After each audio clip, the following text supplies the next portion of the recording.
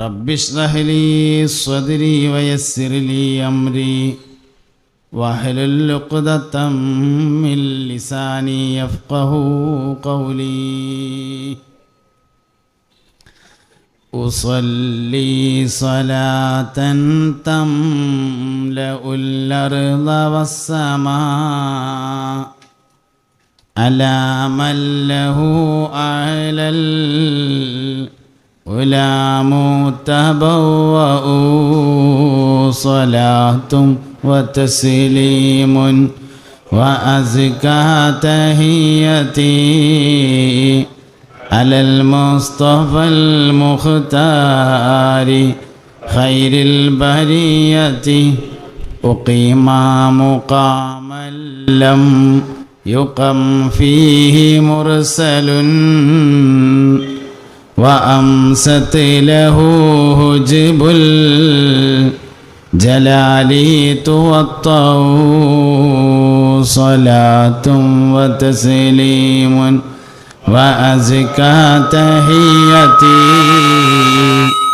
على المصطفى المختار خير البرية إلى العرش والكرسي أحمد قد دنا ونورهما من نوره يتلألأ صلاة وتسليم وأزكى تحيتي على المصطفى المختار خير البرية.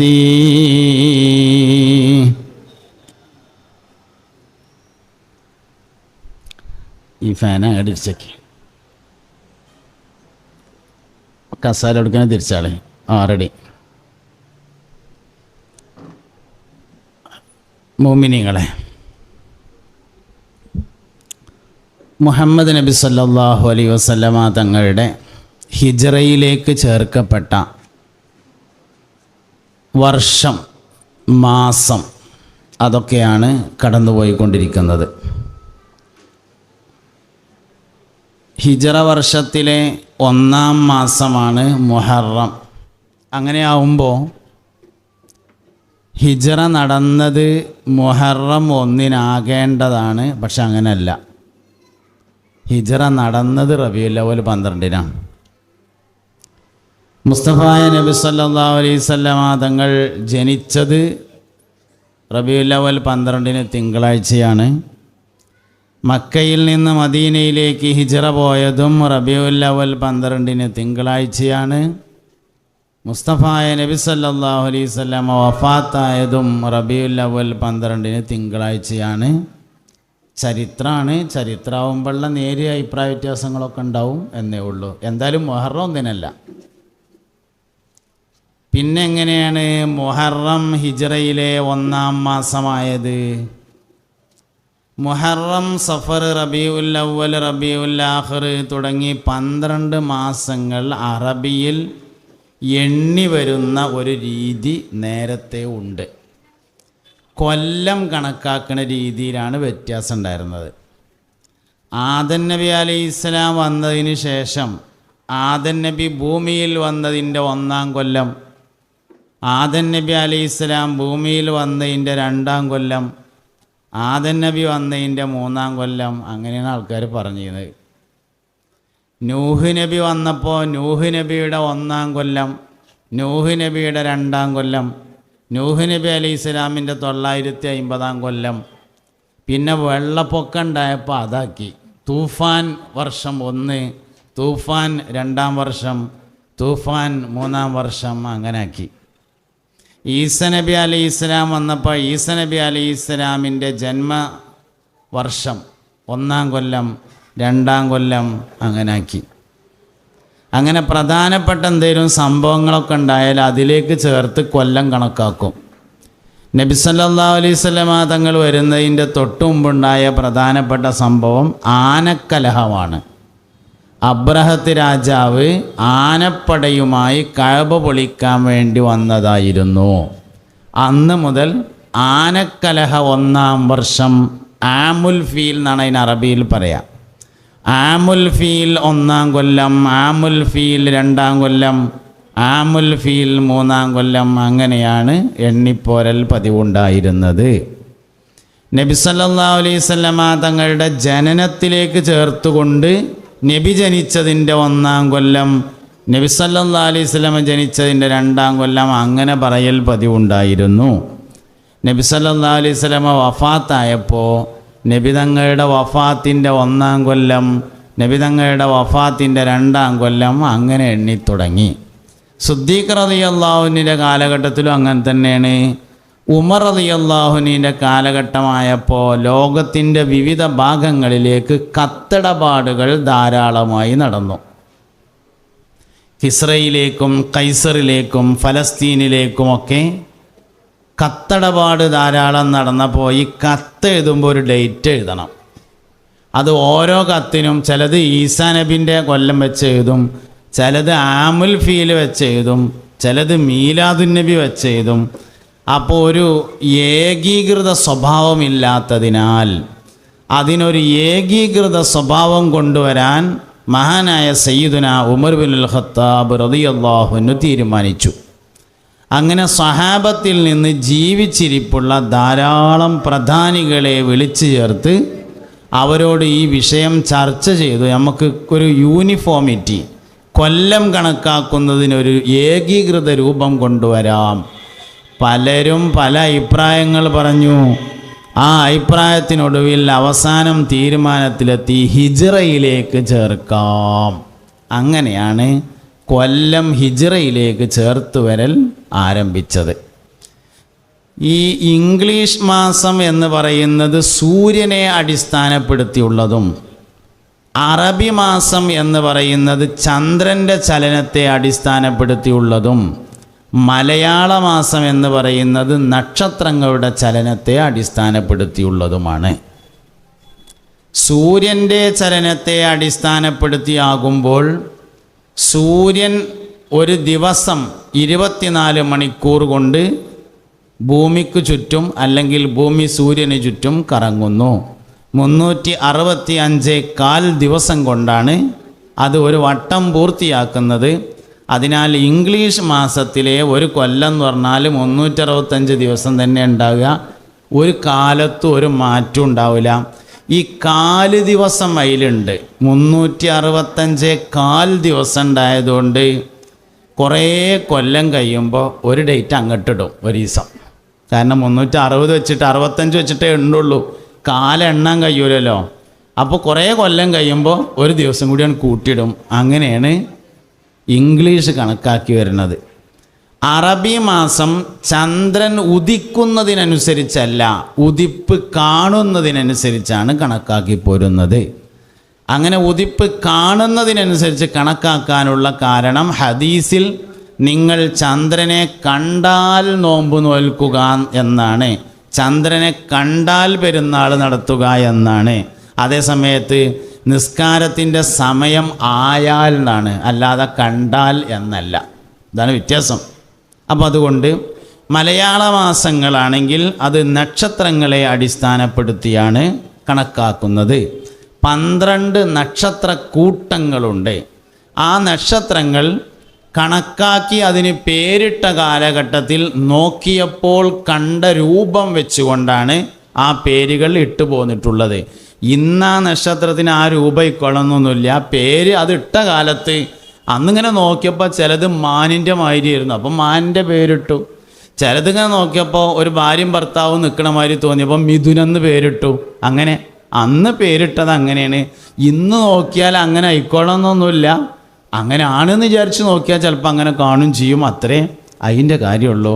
അങ്ങനെ Umar bin Khattab റളിയല്ലാഹു അൻഹുവിൻ്റെ കാലം മുതൽ മുസ്ലിങ്ങൾ അറബി മാസം ചന്ദ്രനെ അടിസ്ഥാനപ്പെടുത്തി കണക്കാക്കി വരുന്നു.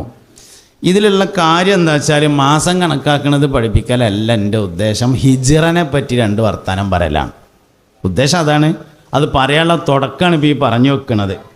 ഹിജ്റ എന്ന് പറയുന്നത് മുഹമ്മദ് നബി സല്ലല്ലാഹു അലൈഹി വസല്ലമ തങ്ങൾ മക്കയിൽ നിന്ന് മദീനയിലേക്ക് താമസം മാറിയതാണ്. യാത്ര 3 തരത്തിലുണ്ട്. ഒന്നാമത്തേത് സിയാറത്ത് എന്ന് പറയുന്ന യാത്രയാണ്. രണ്ടാമത്തേത് റിഹ്ല എന്ന് പറയുന്ന യാത്രയാണ്. മൂന്നാമത്തേത് സഫർ എന്ന് പറയുന്ന യാത്രയാണ്. സിയാറത്ത് എന്ന് പറഞ്ഞാൽ സന്ദർശനമാണ്. ഹജ്ജിന് പോവുക, ഉംറക്ക് പോവുക, കോഴിക്കോട്ടേക്ക് പോവുക, തൃശ്ശൂർക്ക് പോവുക, അതൊക്കെ സിയാറത്താണ്. മമ്പറത്തേക്ക് പോവുക, മമ്പറ നീർച്ചടക്കാണ് ഇപ്പോൾ ഉറൂസ്. മമ്പറ ഞങ്ങളെ വലിയൊരു ഫാത്തിഹ ഓതി എല്ലാവരും. അൽ ഫാത്തിഹ. അഊദു ബില്ലാഹി മിനശ് ശൈത്വാനിർ റജീം. ബിസ്മില്ലാഹിർ റഹ്മാനിർ റഹീം. അൽഹംദുലില്ലാഹി റബ്ബിൽ ആലമീൻ അർറഹ്മാനിർ റഹീം മാലികി യൗമിദ്ദീൻ. ഇയ്യാക നഅ്ബുദു വ ഇയ്യാക നസ്തഈൻ. ഇഹ്ദിനസ് സിറാത്തൽ മുസ്തഖീം സിറാത്തൽ ലദീന അൻഅംത അലൈഹിം ഗൈറിൽ മഗ്ദൂബി അലൈഹിം വലദ്ദാല്ലീൻ. ആമീൻ. ഉറൂസിൻ്റെ സാഹചര്യത്തിൽ അവരുടെ ആത്മാവിൻ്റെ സാന്നിധ്യം കൂടുതലുണ്ടാവുന്നതാണ്. അതുകൊണ്ടാണ് ഉറൂസിൻ്റെ സമയത്ത് പ്രത്യേകം സിയാറത്തിന് പോകുകയൊക്കെ ചെയ്യണത്. ഇപ്പം എന്തായാലും ഇപ്പോൾ ഉറൂസിൻ്റെ സമയമാണ്. അപ്പോൾ മമ്പറത്ത് പോവുക, പുത്തമ്പള്ളിക്ക് പോവുക എന്നൊക്കെ പറഞ്ഞത് സിയാറത്താണ്. പിന്നെ ഇനിയൊരു യാത്രയുള്ളത് റിഹ്ലയാണ്. റിഹ്ല എന്ന് പറഞ്ഞാൽ ജോലിക്ക് വേണ്ടി പോകുന്നതാണ്. കച്ചവടത്തിന് വേണ്ടി പോകുന്നത്, ഗൾഫിൽ ജോലി ചെയ്യാൻ വേണ്ടി പോകുന്നത്, കോഴിക്കോട്ടേക്ക് ജോലി ആവശ്യാർത്ഥം പോകുന്നത്, തൃശ്ശൂരിലേക്ക് ജോലിക്ക് വേണ്ടി പോകുന്നത്, ഇതൊക്കെ റിഹിലയാണ്. റിഹിലയിൽപ്പെട്ടതാണ് കാഫില. കച്ചവട സംഘങ്ങൾ ഒട്ടകപ്പുറത്ത് കച്ചവട ചരക്കുകൾ ഏറ്റിക്കൊണ്ട് പോകുന്നതാണ് കാഫില. അത് റിഹിലയിൽപ്പെട്ടതാണ്. ഇനിയൊരു യാത്രയുണ്ട്, അതാണ് സഫർ എന്ന് പറയുന്ന യാത്ര. സഫർ പോകുക എന്ന് പറയുന്ന യാത്രയാണ് ഇനി മൂന്നാമത്തതായിട്ടുള്ളത്. സഫർ എന്ന് പറഞ്ഞാൽ യാത്രക്ക് വേണ്ടിയുള്ള യാത്രയാണ്. എന്തിനാ പോണത്? പോകാൻ പോവുക. എന്തിനാ പോണതെന്ന് ചോദിച്ചാൽ പോകാൻ വേണ്ടി പോവുക തന്നെ. അതാണ്. അത് ശരിക്കും നടത്തുന്നത് കുട്ടികളേക്കാരം, ചെറിയ കുട്ടികൾ. നമ്മൾ വീട്ടിൽ നിന്ന് എവിടേക്കൊക്കെ പോകാൻ ഒരുങ്ങുമ്പോൾ ചെറിയ കുട്ടികൾ, എന്താ അവിടെ കുട്ടികളെ, ഹലോ ഹലോ കയറിപ്പോയി. അത് ശരി, നിങ്ങളുടെ തിരക്കടിച്ചല്ലോ ആൾക്കാർ. മൗലായല്ലേ, എല്ലാവരും ഒരു മൗലായല്ലേ. മൗലായ സല്ലി വസല്ലിം ദായിമൻ അബദ അലാ ഹബീബിക ഖൈറിൽ ഖൽഖി കുല്ലിഹിം. ഒരു വരി എല്ലാവരും. ആമിൻ തദക്കുരി റാനിം ബിദി സലമി മസജ്തദം അൻജറാ മിൻ മുഖിലത്തിൻ ബിദമി. മൗലായ സല്ലി വസല്ലിം ദായിമൻ അബദാ അലാ ഹബീബിക ഖൈറിൽ ഖൽഖി കുല്ലിഹിം. ഉള്ള സൗകര്യം അനുസരിച്ചൊക്കെ എല്ലാവരും ഷാറായിട്ടിരിക്കുക, അത്രയല്ലേ ഇപ്പോൾ പറ്റുള്ളൂ. പിന്നെ സംഗതിയിൽ ഞാൻ ആരും നിൽക്കാൻ അനുവദിക്കലില്ല, പക്ഷേ സ്ഥലമില്ലാത്തതുകൊണ്ട് പിന്നെ ഞാനൊന്നും പറയാതിരിക്കുകയാണ്. മജ്ലിസുൽ ഇൽമ് എന്ന് പറഞ്ഞാൽ ഇൽമ് കേൾക്കാൻ വേണ്ടി ഇരിക്കുന്ന സ്ഥലം എന്നാണ് അതിൻ്റെ അർത്ഥം. അപ്പോഴാണ് റൗദത്തും മിൻ റിയാദിൽ ജന്നയുടെ പ്രതിഫലം കിട്ടുള്ളൂ എന്നതുകൊണ്ട് ഞാൻ എൻ്റെ സദസ്സിൽ നിൽക്കാൻ അനുവദിക്കാറില്ല. പക്ഷേ സ്ഥലപരിമിതി ഉള്ളതുകൊണ്ട് ഈ കസാല ഇവിടുന്ന് എടുക്കട്ടോ, ഇതിവിടെ വേണമെന്നില്ല, ഇത് താഴത്തേക്ക് ഇട്ടിട്ടോ അല്ലെ ഇവിടെ തന്നെ വെച്ചിട്ടോ, ഇതുമ്മഞ്ഞിരിക്കാതിരിക്കാന്നല്ല, ഇതുമ്മ ഞാൻ തന്നെ മതി. ഇത് ബെഞ്ച് കൂട്ടിയിട്ടല്ലേ, ഇളകാതിരിക്കണം. കാല് കെട്ടിയിട്ടില്ലല്ലോ? കെട്ടിയിട്ടുണ്ട്, ആയിക്കോട്ടെ.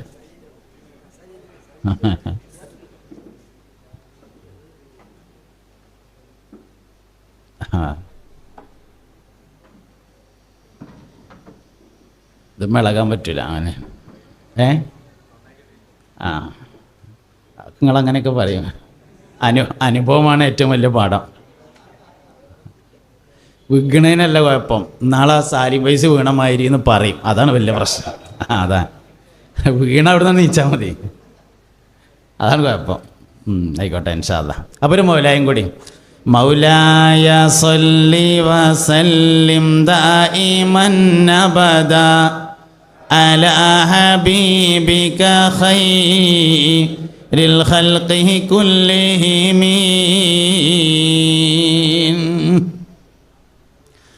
മുഅ്മിനീങ്ങളെ, അപ്പോൾ 3 യാത്ര ഉണ്ട്. 4 ഉണ്ട്, 4ാമത്തെ ലാസ്റ്റ് പറയും. ഒന്ന് സിയാറത്ത് എന്ന യാത്ര, സന്ദർശനം. വാപ്പാനെ കാണാൻ പോവുക, ഉമ്മാനെ കാണാൻ പോവുക, ദർസ് പഠിക്കുന്ന കുട്ടികൾ നാട്ടിൽ പോവുക, മദ്രസ ഉസ്താദന്മാർ വീട്ടിൽ പോവുക, ഇങ്ങനെയൊക്കെയുള്ള ഉസ്താദന്മാരെ കാണാൻ പോവുക, അതൊക്കെയാണ് സിയാറ.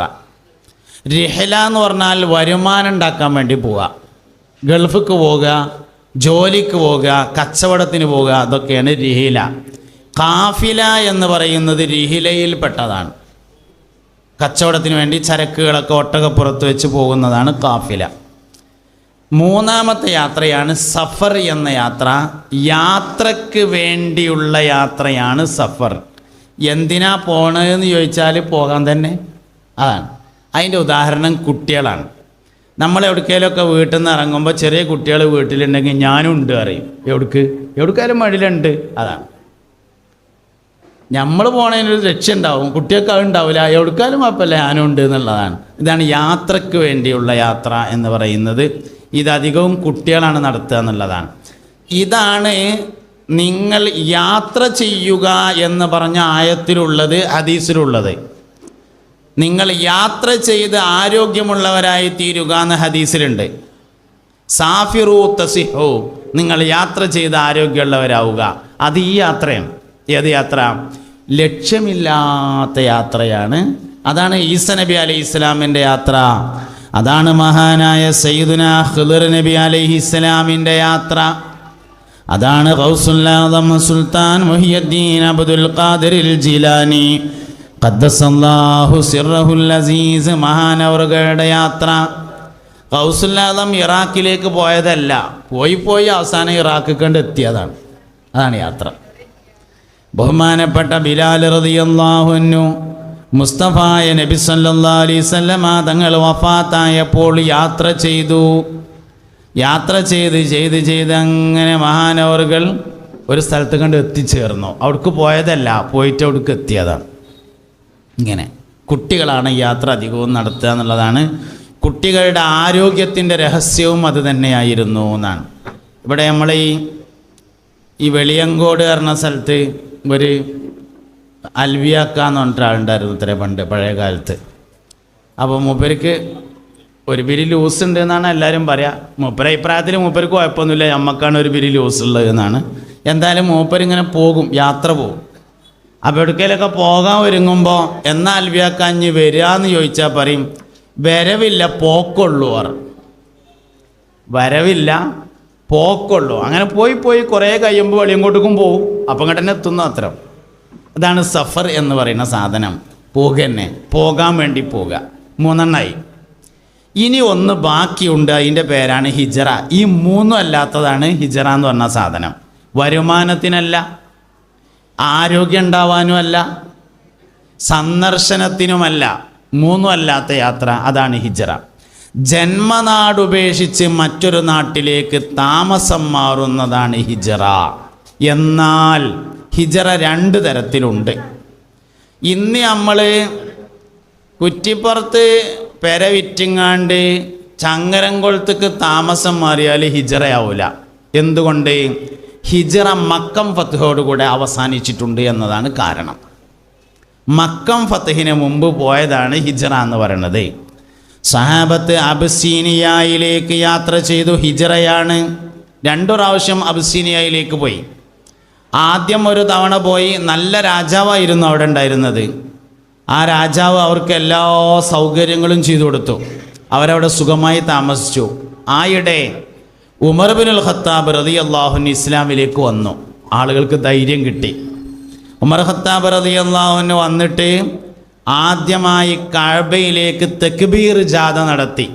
ഉമർ റളിയല്ലാഹു അൻഹു ഇസ്ലാമിലേക്ക് വന്നു. അങ്ങനെ നബി സല്ലല്ലാഹു അലൈഹി വസല്ലം തങ്ങളുടെ അടുത്ത് എന്നിട്ട് ചോദിച്ചു, നമ്മൾ പറയണത് സത്യമല്ലേ എന്ന് ചോദിച്ചു. എന്താ ഉമറെ സംശയം? സത്യം തന്നെയാണ് പറഞ്ഞു. എന്നാൽ നമുക്കത് ഉറക്കെ പറഞ്ഞൂടെ എന്ന് ചോദിച്ചു. പറയാലോ പറഞ്ഞു. എന്നാൽ നീച്ച് ചേർന്നു. അങ്ങനെ എല്ലാവരും കൂടി നീച്ചിട്ട് കഅബയിലേക്ക് തക്ബീർ എല്ലിങ്ങാണ്ട് ഇങ്ങനെ പോയി. അപ്പം മുസ്ലിങ്ങൾക്ക് ധൈര്യം വന്നപ്പോൾ അബിസീനിയയിലേക്ക് പോയവരൊക്കെ തിരിച്ചു വന്നു. തിരിച്ചു വന്നപ്പോൾ ഖുറൈശികൾക്ക് വീണ്ടും ദേഷ്യമായി. അവർ വീണ്ടും അക്രമം തുടങ്ങി. നിൽക്കാൻ കഴിയാതെ 2ാം പ്രാവശ്യവും പോവുകയാണ്. ആ സമയത്ത് അവർ നബി തങ്ങളെ വിളിച്ചു. നബി ഞങ്ങളും പോരി, എന്തിനാ ഇവിടെ അടങ്ങാറായങ്ങാണ്ട് നിൽക്കുന്നത്, നമുക്ക് പോകാം. അബ്സീനിയയിലെ രാജാവ് നല്ല മനുഷ്യനാണ്. അദ്ദേഹം ആവശ്യമായ എല്ലാ സൗകര്യങ്ങളും ചെയ്തു തരും. അതുകൊണ്ട് നമുക്ക് പോകാം.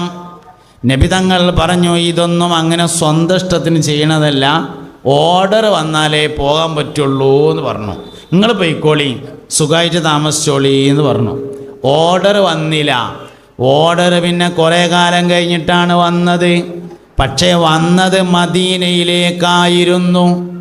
അതിനു മുമ്പ് തന്നെ നബി തങ്ങൾ മദീനയിലേക്ക് പോകുമെന്ന് സൂചനയുണ്ടായിരുന്നു. 6-ാമത്തെ വയസ്സിൽ മുസ്തഫായ നബി സല്ലല്ലാഹു അലൈഹി വസല്ലം തൻ്റെ ഉമ്മയോടൊപ്പം മദീന സന്ദർശിച്ചു. വാപ്പാൻ്റെ ഖബറിടം സന്ദർശിച്ചു, സിയാറത്ത് ചെയ്തു.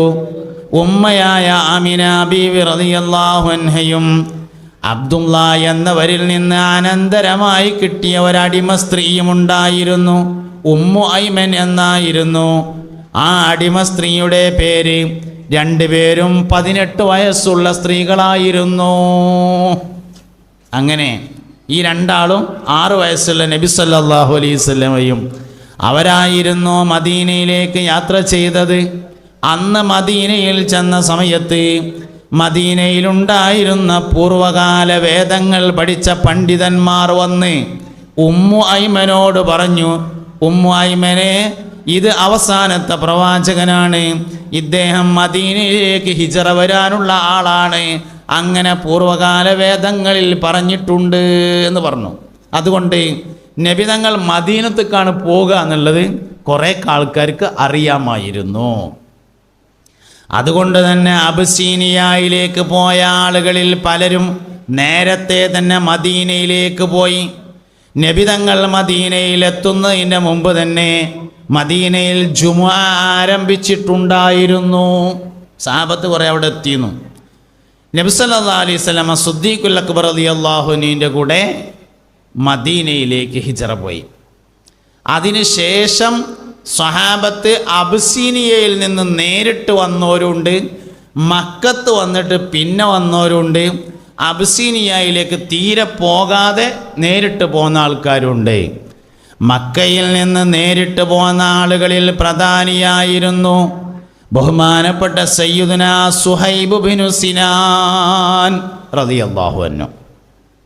മക്കത്ത് നിന്ന് നേരിട്ട് പോകുന്ന ആളാണ് സുഹൈബ് ബിനു സിനാൻ റളിയല്ലാഹു അൻഹു. അടിസ്ഥാനപരമായ റോമക്കാരനാണ്. അദ്ദേഹം വളരെ ദരിദ്രനായ ഒരു മനുഷ്യനായിരുന്നു. ജീവിക്കാൻ ഒരു വഴിയുമില്ലാത്തതിനാൽ അദ്ദേഹം നാട് വിട്ട് മക്കയിലെത്തി. അങ്ങനെ ഫുട്പാത്തിൽ കച്ചവടം ചെയ്തു പൈസയുണ്ടായി. വലിയ കച്ചവടക്കാരനായി മാറി. ധാരാളം സമ്പത്തിൻ്റെ ഉടമയായി. സ്വർണ്ണ വ്യാപാരം തുടങ്ങി. വീണ്ടും സമ്പന്നനായി രത്നവ്യാപാരം തുടങ്ങി. മക്കത്ത് ധാരാളം സമ്പത്തിൻ്റെ ഉടമയായി സുഹൈബ് ബിൻ സിനാൻ മാറി. നബി സല്ലല്ലാഹു അലൈഹി വസല്ലമ തങ്ങൾ മക്കയിൽ നിന്ന് മദീനയിലേക്ക് ഹിജറ പോയിട്ടുണ്ട് എന്നറിഞ്ഞപ്പോൾ സുഹൈബ് ബിൻ സിനാൻ ഹിജറയ്ക്ക് വേണ്ടി ഒരുങ്ങി. തൻ്റെ രത്നങ്ങൾ മുഴുവനും എടുത്ത് വാഹനപ്പുറത്ത് കയറി യാത്ര ചെയ്യുന്നത് ഖുറൈശികൾ കണ്ടു. അവർ വഴിയിൽ വെച്ച് തടഞ്ഞു. സുഹൈബ് ബിൻ സിനാൻ വലിയ അമ്പെയ്ത്തുകാരനായിരുന്നു. അദ്ദേഹം ഖുറൈശികൾക്കെതിരെ അമ്പെയ്തെങ്കിലും യുദ്ധത്തിൽ മഹാനവറുകൾക്ക് പിടിച്ചു നിൽക്കാൻ കഴിഞ്ഞില്ല. അവസാനം ഒരു മധ്യസ്ഥ ശ്രമം നടന്നു. മധ്യസ്ഥ ശ്രമത്തിൽ ഖുറൈശികൾ പറഞ്ഞു, സുഹൈബേ, നിനക്ക് വേണമെങ്കിൽ പോകുന്നതിന് വിരോധമൊന്നുമില്ല, പക്ഷേ മുതൽ മൊത്തം പടിട്ടിട്ട് പോകണമെന്ന് പറഞ്ഞു. വലിയ രത്നവ്യാപാരിയാണ്, വലിയ പൈസക്കാരനാണ്. മുതൽ മൊത്തം പടിട്ട് പോകണമെന്ന് പറഞ്ഞു. തൻ്റെ ചെറിയ പ്രായം മുതൽ അധ്വാനിച്ചുണ്ടാക്കിയ മുതലാണത്. വാപ്പാൻ്റെ അനന്തരല്ല, ഫക്കീറായിട്ട് മക്കത്തേക്ക് വന്നതാണ്, റോമക്കാരനാണ്. നമ്മൾ പറയില്ല, ചോര നീരാക്കി അധ്വാനിച്ചുണ്ടാക്കിയ രത്നവ്യാപാരി.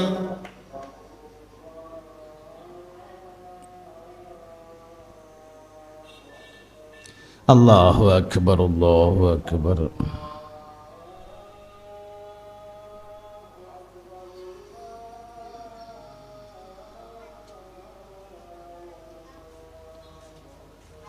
അല്ലാഹു അക്ബർ, അല്ലാഹു അക്ബർ.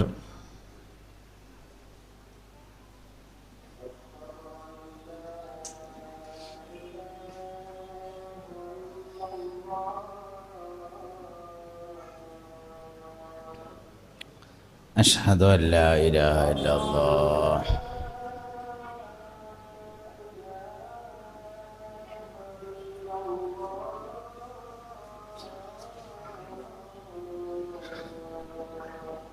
അഷ്ഹദു അല്ലാ ഇലാഹ ഇല്ലല്ലാഹ്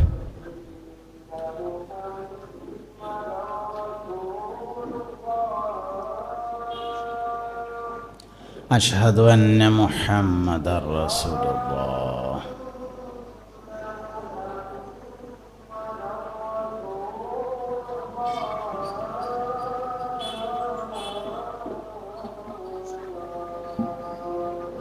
അഷ്ഹദു അന്ന മുഹമ്മദർ റസൂലുള്ളാഹ്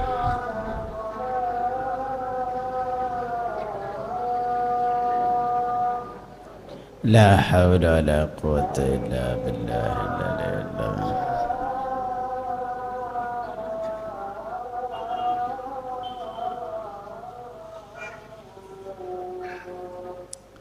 ലാ ഹൗല വലാ ഖുവത ഇല്ലാ ബില്ലാഹിൽ അലിയ്യിൽ അസീം.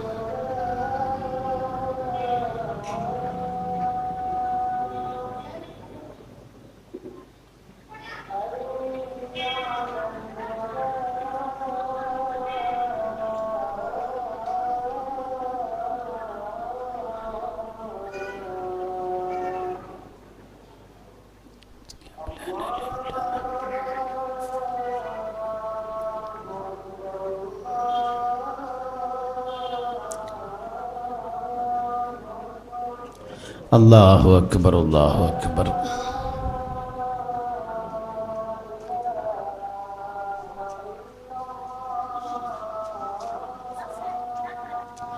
ലാ ഇലാഹ ഇല്ലല്ലാഹ് അല്ലാഹുമ്മ സ്വല്ലി അലാ മുഹമ്മദ് അല്ലാഹുമ്മ റബ്ബ ഹാദിഹി ദഅവതി തമ്മ വസ്സലാത്തുൽ ഖായിമത്തി മുഹമ്മദനിൽ വസീലത വൽ ഫളീല والدرجة الرفيعة بأسه مقاما محمودا الذي وعدته وارزقنا شفاعته يوم القيامة إنك لا تخلف الميعاد. بسم الله الرحمن الرحيم. الله لا إله إلا هو الحي القيوم لا تأخذه سنة ولا نوم له ما في السماوات وما في الأرض من ذا الذي يشفع عنده إلا بإذنه يعلم ما بين أيديهم وما خلفهم ولا يحيطون بشيء من علمه إلا بما شاء وسع كرسيه السماوات والأرض ولا يؤوده حفظهما وهو العلي العظيم.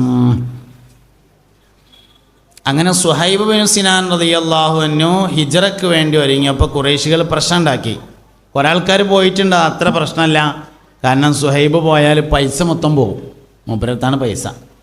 അവസാനം മധ്യസ്ഥത വഹിച്ചു. മധ്യസ്ഥത എങ്ങനെയായിരുന്നു? പോണെങ്കിൽ പോകാം, പക്ഷേ സമ്പത്ത് മുഴുവൻ ഇവിടെ ഇട്ടേച്ച് കൊണ്ട് പോകണം എന്ന് മദ്യം പറയേണ്ട താമസം സുഹൈബ് ബിൻ സിനാൻ പറഞ്ഞു, ഇതടക്കണം നിങ്ങളെ പൈസ, ഞാൻ പോവുകയാണ് എന്നിട്ടാണ് പോയി.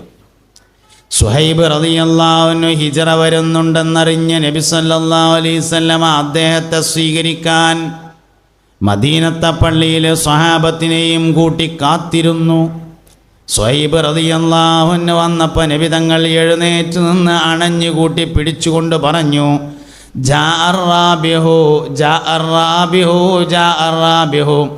ലാഭക്കാരൻ വരുന്നുണ്ട്, ലാഭക്കാരൻ വരുന്നുണ്ട്, ലാഭക്കാരൻ വരുന്നുണ്ട് എന്ന് പറഞ്ഞു. ഫക്കീറായിട്ടാണ് വരുന്നതേ, ഒറ്റ പൈസ ഇല്ല, കാൽ ചായക്ക് പൈസ ഇല്ലാതെ വരുന്നേ. മുത്തുനബി പറഞ്ഞു സല്ലല്ലാഹു അലൈഹി വസല്ലം, ലാഭക്കാരൻ വരുന്നുണ്ട്. ഇതാണ് ഹിജ്റ എന്ന് പറഞ്ഞ സംഭവം. അതിപ്പോൾ എന്താ, മദീനത്തേക്കാണ് പോയാലും ചിലപ്പോൾ നമുക്ക് തോന്നും അതിപ്പോൾ ബസ്സിലാണ് കയറിയാൽ 12 മണിക്കൂറോടുകൊണ്ട് എത്തുമല്ലോ. അതല്ല ഹിജ്റ. ഈ സുഹൈബ് റളിയല്ലാഹു എന്നിട്ട് കേൾക്കണോ, നമുക്ക് കേൾക്കണോ?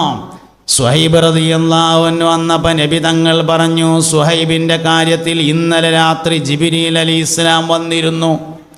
പരിശുദ്ധ ഖുർആൻ സൂറത്തുൽ ബഖറയിലെ 207-ാമത്തെ ആയത്ത്, എനിക്ക് ഇന്നലെ രാത്രി സുഹൈബിൻ്റെ കാര്യത്തിൽ സയ്യിദുനാ ജിബ്രീൽ അലൈഹിസ്സലാം ഓതിത്തന്നിട്ടുണ്ടായിരുന്നു.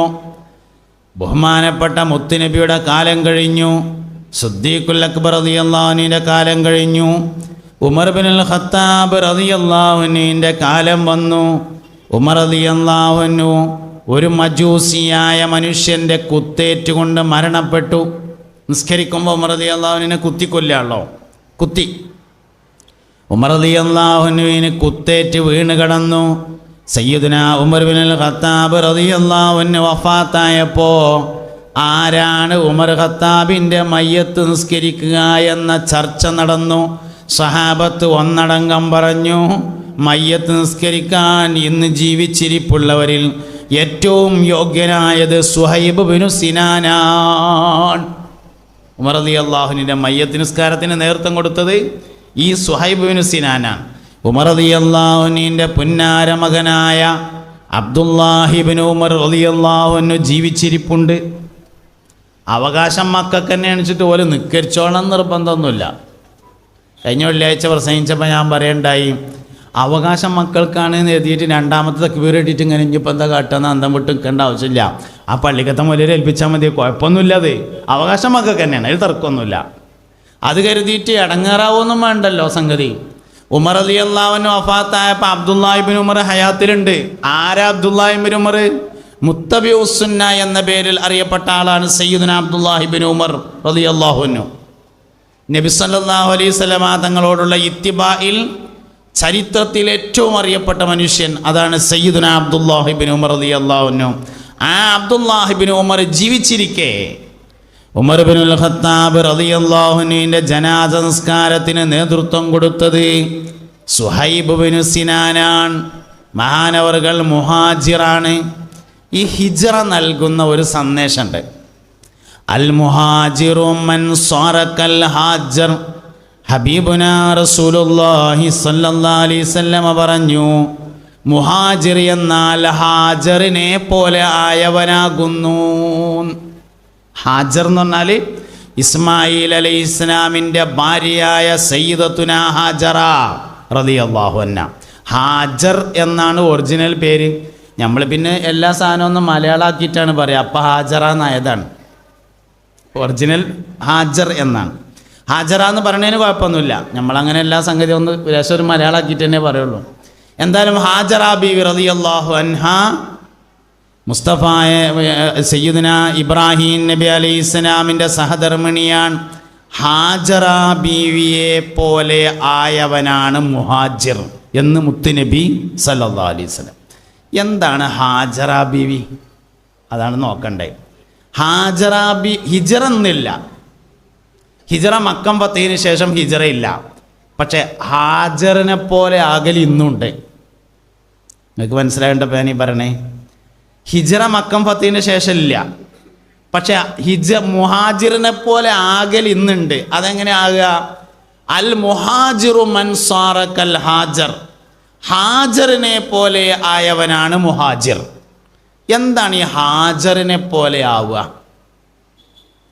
ഇബ്രാഹിം നബി അലൈഹിസ്സലാം മകനായ ഇസ്മായിൽ അലൈഹിസ്സലാമിനെ ഹാജറ ബീവി റളിയല്ലാഹു അൻഹയെയും മക്കയിൽ കൊണ്ടുചെന്ന് താമസിപ്പിച്ചു. ഒരു മരത്തിൻ്റെ താഴ്ഭാഗത്ത് ചെറിയൊരു കൂടാരമുണ്ടാക്കി അതിൽ മകനെ ആക്കി ഭാര്യയെയുമാക്കി. ഒരു തോൽപാത്രത്തിൽ വെള്ളം ഉണ്ടായിരുന്നു, അത് വെച്ചുകൊടുത്തു. മറ്റൊരു പാത്രത്തിൽ കാരക്കയുണ്ടായിരുന്നു, അതും വെച്ചുകൊടുത്തു. ഇബ്രാഹിം നബി അലൈഹി സ്വലാം തിരിഞ്ഞു നടന്നപ്പോൾ ഹാജറ ബീവി റളിയല്ലാഹു അൻഹ ചോദിച്ചു, അല്ല മനുഷ്യ, എവിടുക്കപ്പോൾ നിങ്ങളീ പോണത്? നമ്മളെ നാടൻ മലയാളത്തിലാട്ടോ ഈ പറയണേ. ഇങ്ങനെ മലയാളത്തിൽ ഇപ്പോൾ ഏതായാലും ചോദിച്ചിട്ടുണ്ടാവില്ല എന്ന് ഉറപ്പാണല്ലോ. ആ ചോദ്യത്തെ മലയാളത്തിലാക്കിയാലും ഇങ്ങനെയാണ്, അല്ല മനുഷ്യ എവിടുക്ക നിങ്ങൾ പോണത്? ഇബ്രാഹിം നബി അലൈഹി സ്വലാം തിരിഞ്ഞു നോക്കിയില്ല. കാരണം മറുപടിയില്ല. എന്താ പറയാ മറുപടി ഇല്ലല്ലോ. രണ്ടാമതും ചോദിച്ചു, എവിടുക്ക നിങ്ങൾ പോണത്? അപ്പോഴും തിരിഞ്ഞു നോക്കിയില്ല, കാരണം മറുപടിയില്ല.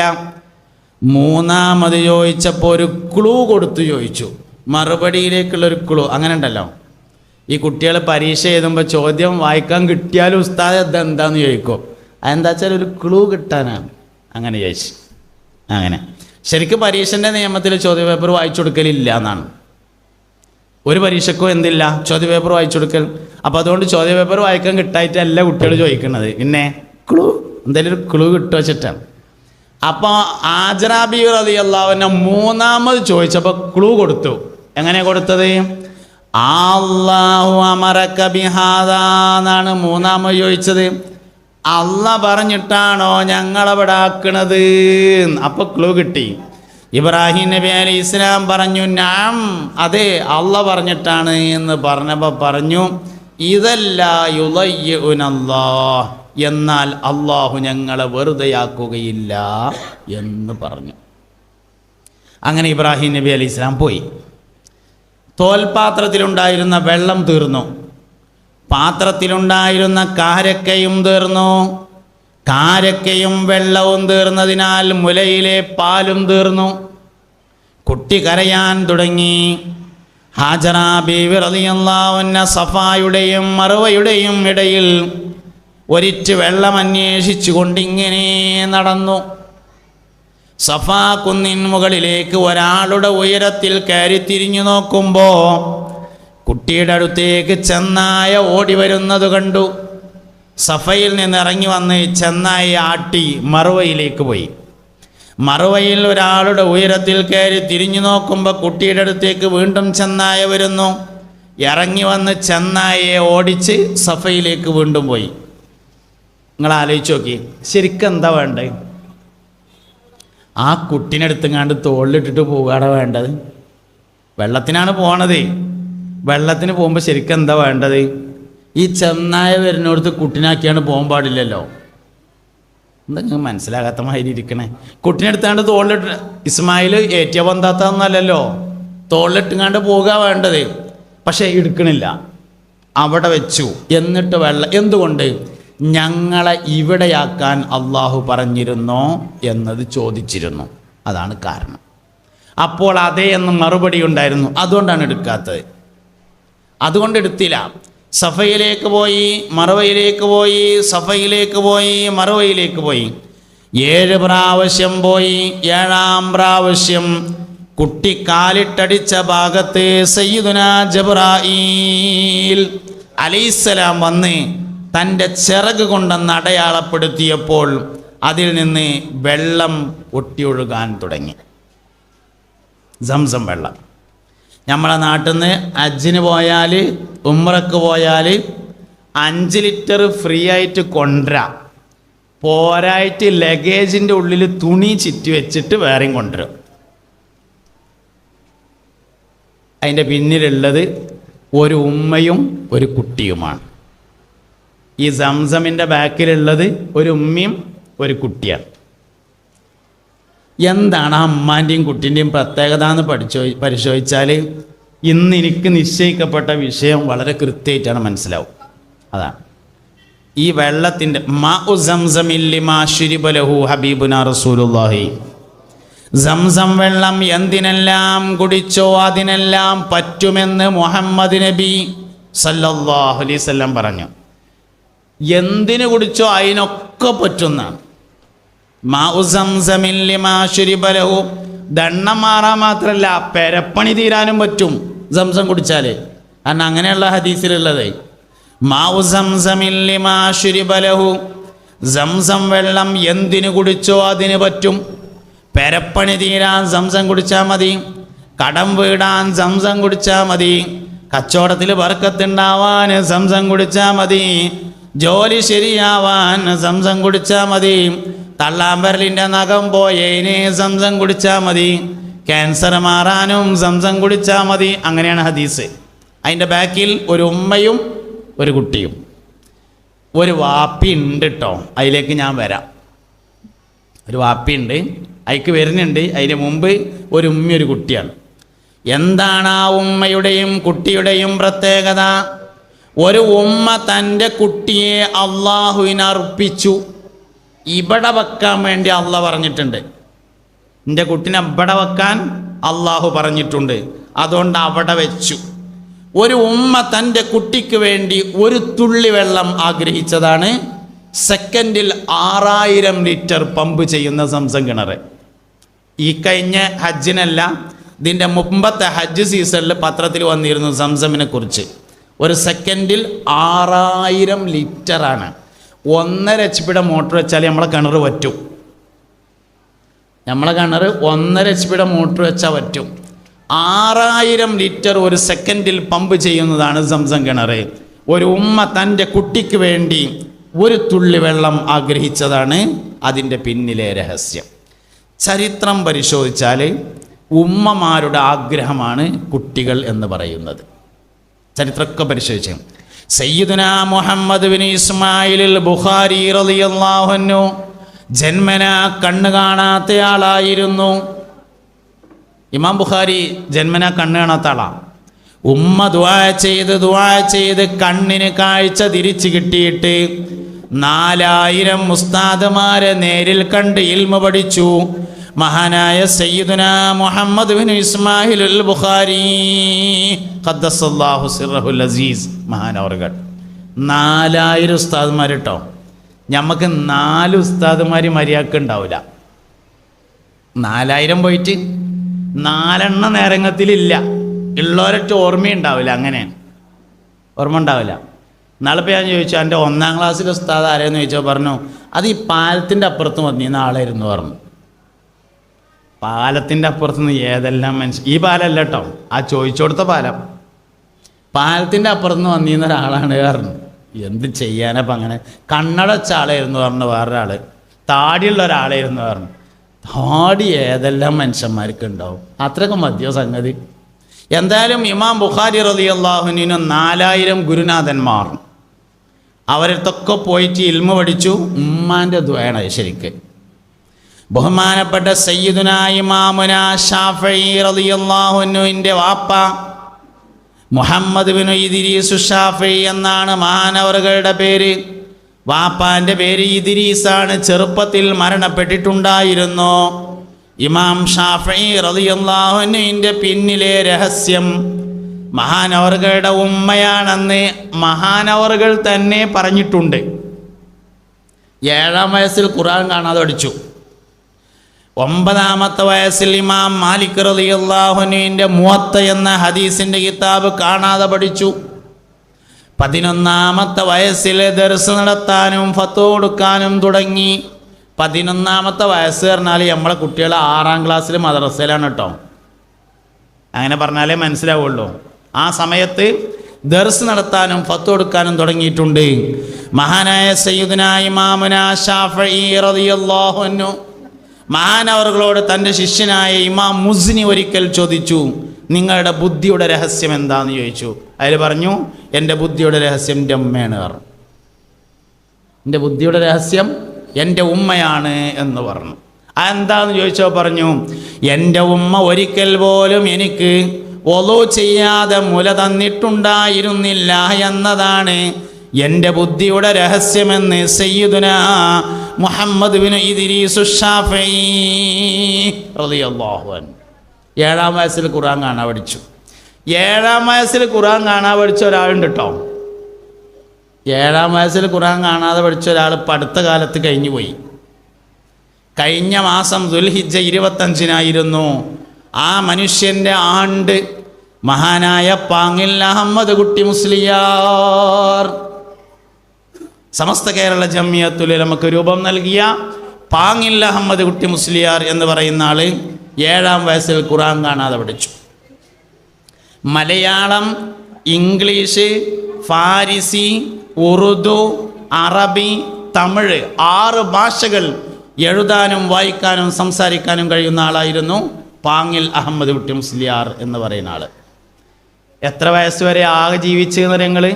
56ാമത്തെ വയസ്സിൽ രോഗിയായി 59ാമത്തെ വയസ്സിൽ മരണപ്പെടുകയും ചെയ്തു. 56 വയസ്സിന് ശേഷം പിന്നെ പുറത്തിറങ്ങിയിട്ടില്ല. പൊതുജീവിതം എന്ന് പറയുന്നതും കുട്ടിക്കാലം എന്ന് പറയുന്നതും ഒക്കെ കൂടി ആകെ 56 കൊല്ലമേ ഉള്ളൂ. ഞമ്മക്കുണ്ടാവുമല്ലോ അത്യാവശ്യം വയസ്സൊക്കെ. എന്തിപ്പോൾ ഉണ്ടായി എന്നൊന്ന് ആലോചിച്ച് നോക്കിയാൽ കിട്ടും. അല്ല, അത്യാവശ്യമായിട്ടുണ്ടല്ലോ. എന്തിപ്പോൾ ഈ കാലം കൊണ്ടുണ്ടായി എന്ന് ആലോചിച്ച് നോക്കിയാൽ കിട്ടും. പാങ്ങിൽ അഹമ്മദ് കുട്ടി മുസ്ലിയാർ ആരാണ് എന്ന്. SKSF സംഘാടകർ, സമസ്തയുടെ ഏറ്റവും പ്രധാനപ്പെട്ട വിദ്യാർത്ഥി സംഘടനയാണ് SKSF. കുട്ടികളൊക്കെ അതിൻ്റെ ഭാഗമാക്കണം. എന്താ വെച്ചാൽ ഒരു നന്മയുടെ കൂട്ടായ്മയിൽ ഉണ്ടായില്ലെങ്കിൽ തിന്മയുടെ കൂട്ടായ്മയിലേക്ക് പോകും. കുട്ടികൾക്കൊരു കൂട്ടായ്മ വേണം, അല്ലെങ്കിൽ കേടരും. അൽ മർഉ അലാ ദീനി ഖലീലിഹി ഹബീബുനാ റസൂലുള്ളാഹി സ്വല്ലല്ലാഹു അലൈഹി വസല്ലം. മനുഷ്യൻ അവൻ്റെ കൂട്ടുകാരൻ്റെ മാർഗത്തിലായിരിക്കുമെന്ന് മുഹമ്മദ് നബി പറഞ്ഞിട്ടുണ്ട് സല്ലല്ലാഹു അലൈഹി വസല്ലം. മനുഷ്യൻ അവൻ്റെ കൂട്ടുകാരൻ്റെ മതത്തിൻ്റെ മേലായിരിക്കും. അൽ മർഉ അലാ ദീനി ഖലീലിഹി, മനുഷ്യൻ അവൻ്റെ കൂട്ടുകാരൻ്റെ മതത്തിൻ്റെ മേലിലായിരിക്കും. പെൺകുട്ടിക്കൊരു കല്യാണാലോചന വന്നു. അപ്പം നമ്മളൊന്ന് അന്വേഷിക്കാൻ വേണ്ടി പോവുകയാണ്. അങ്ങനെ അസർ നിസ്കാരത്തിന് പോലെ പെരൻ്റെ അടുത്തുള്ള ആ നിസ്കാരപ്പള്ളിയിൽ പോയി. നിസ്കാരപ്പള്ളിയിൽ പോയി അസർ നിസ്കാരം കഴിഞ്ഞിട്ട് പിന്നെ അതിൻ്റെ അടുത്തൊരു പീടിയുണ്ടല്ലോ, ഒരു ചായപ്പീടിയാണ്. അവിടേക്ക് ചായ കുടിക്കാൻ വേണ്ടി കയറി. അങ്ങനെ കാൽച്ചായൊക്കെ പറഞ്ഞൊരു നെയ്യപ്പൊക്കെ തിന്നിരിക്കണതിൻ്റെ ഇടയിൽ അവിടെ ചായ കുടിച്ചിരിക്കുന്ന ആൾക്കാരോട് ചോദിക്കും, നമ്മൾ ആ സുലൈമാനാജിയുടെ മൂത്ത ചെറുക്കനെ പറ്റിയിട്ട് എന്താ അഭിപ്രായം എന്ന്. അങ്ങനെയുള്ളപ്പോൾ ഈ കല്യാണം ആലോചിക്കുക. അതിൽ പറയും, ചെറുക്കനൊന്നും കുഴപ്പമില്ല, ഓൻ്റെ കൂട്ടുകെട്ടൊക്കെ മോശമാണ് എന്ന് പറഞ്ഞാൽ മനസ്സിലായി എന്ത്, ആ വൈക്ക് ഇഞ്ഞ് പോണ്ട. എന്താ സംഭവം? അൽ മർഉ അലാ ദീനി ഖലീലിഹി എന്നുള്ള ഹദീസാണ്. മനുഷ്യൻ അവൻ്റെ കൂട്ടുകാരൻ്റെ മതത്തിൻ്റെ മേൽ ആയിരിക്കും. അതുകൊണ്ട് നല്ല കൂട്ടുകെട്ടിലേക്ക് നമ്മൾ എത്തിച്ചു കൊടുക്കണം കുട്ടികളെ, അല്ലെങ്കിൽ ഒരിക്കലും നേരാവില്ല. അതിനേറ്റവും പറ്റിയതാണ് SKSF. സാന്ദർഭികമായി പറയാണ്, സംഘാടകർ SKSF ആയതുകൊണ്ട് പാങ്ങിൽ അഹമ്മദ് കുട്ടി മുസ്ലിയാരെ പറഞ്ഞതുകൊണ്ടും 7-ാം വയസ്സിൽ ഖുർആൻ പഠിച്ചാൽ. എന്നാലോ പാങ്ങിൽ അഹമ്മദ് കുട്ടി മുസ്ലിയാരുടെ വാപ്പ കർഷകനാണ്. വാപ്പ വലിയൊരൊന്നും ആഫിദൊന്നുമല്ല. പാങ്ങിൽ അഹമ്മദ് കുട്ടി മുസ്ലിയാരുടെ പിതാവ് കർഷകനാണ്. പക്ഷെ അവരുടെ പാരമ്പര്യം പണ്ഡിതന്മാരുടെ പാരമ്പര്യമാണ്. കേരളത്തിലേക്ക് ദീനീ പ്രബോധനത്തിന് വന്ന മാലിക് ബിൻ ഹബീബ് റളിയല്ലാഹു അൻഹുവിൻ്റെ സന്താന പരമ്പരയിൽപ്പെട്ട ആളാണ്. ആ പാരമ്പര്യത്തിൻ്റെ ഗുണമുണ്ടായി എന്നത് വാപ്പ കർഷകനാണ്. കൂട്ടത്തിൽ പറഞ്ഞതാണ്. അപ്പോൾ ഷാഫി ഇമാം റളിയല്ലാഹു അൻഹുവിൻ്റെ പിന്നിലെ രഹസ്യം ഉമ്മയാണ്. ബഹുമാനപ്പെട്ട ഗൗസുൽ ആദം സുൽത്താൻ മുഹിയുദ്ദീൻ അബ്ദുൽ ഖാദിറിൽ ജീലാനി ഖദ്ദസല്ലാഹു സിർറഹുൽ അസീസ് മഹാനവർകളുടെ പിതാവ് ചെറുപ്പത്തിൽ മരണപ്പെട്ടു. ഉമ്മയാണ് നോക്കിയത്. കളവ് പറയല്ല എന്നൊമ്മ ചൊന്നാരെ, കള്ളൻ്റെ കയ്യിൽ പൊന്ന് കൊടുത്തോവർ. മുഹിയുദ്ദീൻ ഷെയ്ഖ് റളിയല്ലാഹു അൻഹുവിന്റെ പിന്നിലെ രഹസ്യം മഹാനവർകളുടെ ഉമ്മയാണ്. സയ്യിദുനാ അഹ്മദ് അൽ കബീർ റിഫായി റളിയല്ലാഹു അൻഹുവിന്റെ പിന്നിലെ രഹസ്യം ഉമ്മയാണ്. ബഹുമാനപ്പെട്ട ഇമാം അബൂ ഹനീഫത്ത് അൻ-നുഅ്മാൻ റളിയല്ലാഹു അൻഹുവിന്റെ പിന്നിലെ രഹസ്യം ഉമ്മയാണ്. ബഹുമാനപ്പെട്ട ഇമാം മാലിക് റളിയല്ലാഹു അൻഹുവിന്റെ പിതാവ് ഫറൂഖ് എന്ന പേരായ ആള് മാലിക് ഇമാമിന്റെ ചെറുപ്പത്തിൽ നാട് വിട്ടുപോയതായിരുന്നു. ഇമാം മാലിക് റളിയല്ലാഹു അൻഹുവിനെ ഉമ്മയാണ് നോക്കിയിട്ടുള്ളത്. മനുഷ്യൻ്റെ വിജയത്തിന് പിന്നിൽ ഏറ്റവും പ്രധാനപ്പെട്ട ഘടകം ഉമ്മയാണ്. അതാണ് സംസമിൻ്റെ പിന്നിലെയും രഹസ്യം. ഹാജറിനെ പോലെ ആയവനാകുന്നു മുഹാജിർ. എന്താണ് ഹാജർ? തൻ്റെ മകനെ അള്ളാഹുവിലേക്ക് ഏൽപ്പിച്ചു. കുട്ടികൾ വിജയിക്കുക എന്ന് പറഞ്ഞാൽ എത്രത്തോളം കുട്ടികളെ അള്ളാഹ്ക്ക് ഏൽപ്പിച്ചിട്ടുണ്ട് എന്നതിനനുസരിച്ചാണ് വിജയിക്കുക. മക്കളുടെ വിജയം തവക്കുലിൻ്റെ വിജയമാണ്. ഹബീബിങ്ങളെ, നിങ്ങളിത് മനസ്സിലാക്കണേ. എത്ര വെച്ചിട്ട് നമുക്ക് കുട്ടികളെ നോക്കാൻ പറ്റുക? അതിനൊരു പരിധിയുണ്ട്. നമ്മളൊക്കെ മക്കളുള്ളവരാണ്. എനിക്കുണ്ട്, നിങ്ങൾക്കുണ്ട്, എല്ലാവർക്കും ഉണ്ട്. അതിനൊരുപാട് പരിമിതികളുണ്ട്. അള്ളാഹുവിനെ ഏൽപ്പിക്കുന്നതിന് ഒരു പരിമിതിയില്ല. പക്ഷെ നമ്മൾ ഏൽപ്പിച്ചിട്ടുണ്ടോ എന്നുള്ളതാണ് പ്രശ്നം. ഇല്ല. നമ്മളെ ജാരം നമ്മൾ നോക്കിയാൽ ആവുന്നാണ്. ആകൂലാന്ന് മനസ്സിലാവണം. അള്ളാഹുവിനെ ഏൽപ്പിക്കാൻ തയ്യാറാവുക എന്നതാണ് മക്കളിലെ വിജയം. തവക്കുലിൻ്റെ വിജയമാണ്. തവക്കുൽ ഉള്ളവരാണ് വിജയിച്ചത്. അതിൻ്റെ ഉദാഹരണമാണ് സയ്യിദുനാ ഇസ്മായിൽ അലൈഹിസ്സലാം. അവിടെയാണ് ഇബ്രാഹിം നബിനെ പറയേണ്ടത്. വാപ്പാനെ പറയേണ്ടത് അവിടെയാണ്. എന്താ സംഭവം? ഇബ്രാഹിം നബി അലൈഹിസ്സലാം ഇസ്മായിൽ നബി അലൈഹിസ്സലാമിനെ അറുക്കാൻ വേണ്ടി കൊണ്ടുപോയി. എല്ലാവർക്കും അറിയും, അറുക്കാൻ വേണ്ടി കൊണ്ടുപോയി.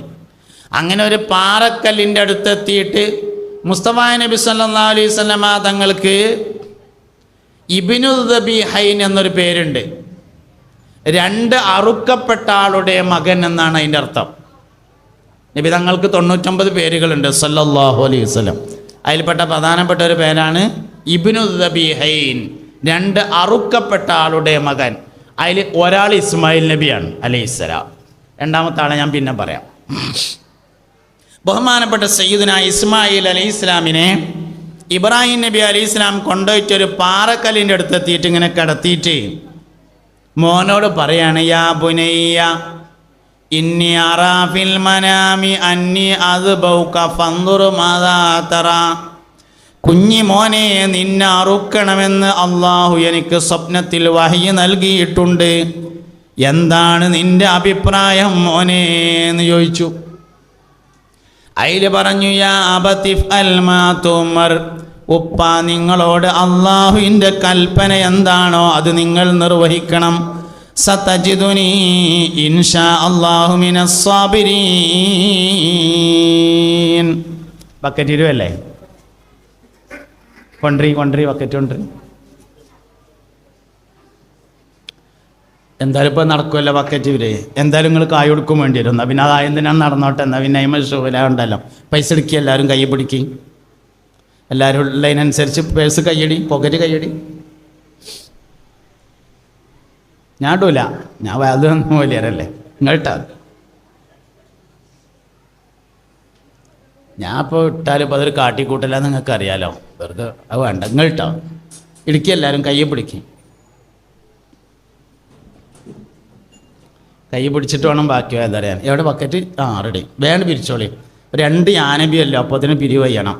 യാനബി സലാം അലൈക്കും, യാ റസൂൽ സലാം അലൈക്കും, യാ ഹബീബ് സലാം അലൈക്കും, സലവാത്തുല്ലാഹ്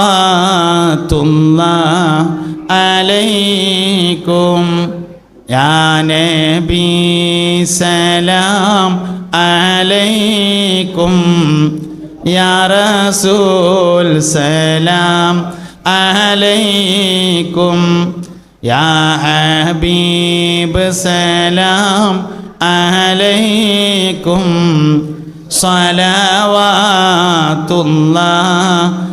അലൈക്കും. ഇങ്ങോട്ട് നോക്കിയ എല്ലാവരും.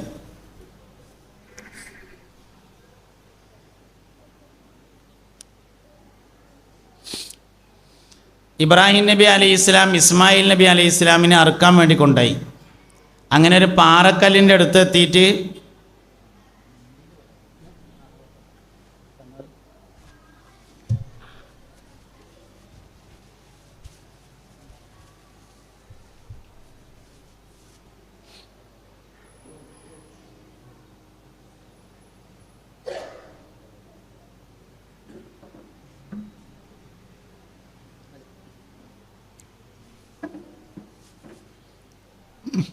ഫാൻ വേണ്ട, ഈ സാധനം പിടിക്കും. അതൊന്നല്ല ആവശ്യം. ആവശ്യങ്ങൾ ഇങ്ങോട്ട് നോക്കലാണ്, മറ്റൊന്നും ആവശ്യമില്ല. വെള്ളം വേണ്ട, മിന്തിയിൽ വേണ്ട, ഫാന് വേണ്ട, ഒന്നും വേണ്ട. നിങ്ങൾ നോക്കൽ ആവശ്യമാണ്, അത് മാത്രമേ ആവശ്യമുള്ളൂ. എന്നങ്ങനെ പറയും. അത് പോയാൽ ചൂടെടുക്കും, മുഖമൊക്കെ തുടക്കേണ്ടി വരും, വെള്ളം കുടിക്കേണ്ടി വരും. അങ്ങനെയൊക്കെയാണ്. ഓരോരുത്തർക്കും ഓരോ ക്രമമാണ്. എൻ്റെ ക്രമം അങ്ങനെയാണ്. നോട്ടം വേണം. നിങ്ങളിങ്ങനെ നോക്ക്, മുഖത്തിങ്ങനെ നോക്കിയിരുന്നാൽ വിഷയം എങ്ങനെ വരും. നോട്ടം പോയാൽ വിഷയം പോവും. പിന്നെ ഞാൻ ആയിക്കൊന്ന് ഇങ്ങനെ പറഞ്ഞുണ്ടാക്കിയിട്ട് കൊണ്ടുവരണം. അതിനാണ്. അപ്പോൾ ഒരു മൗലായ അല്ലേ ശരിയാവും.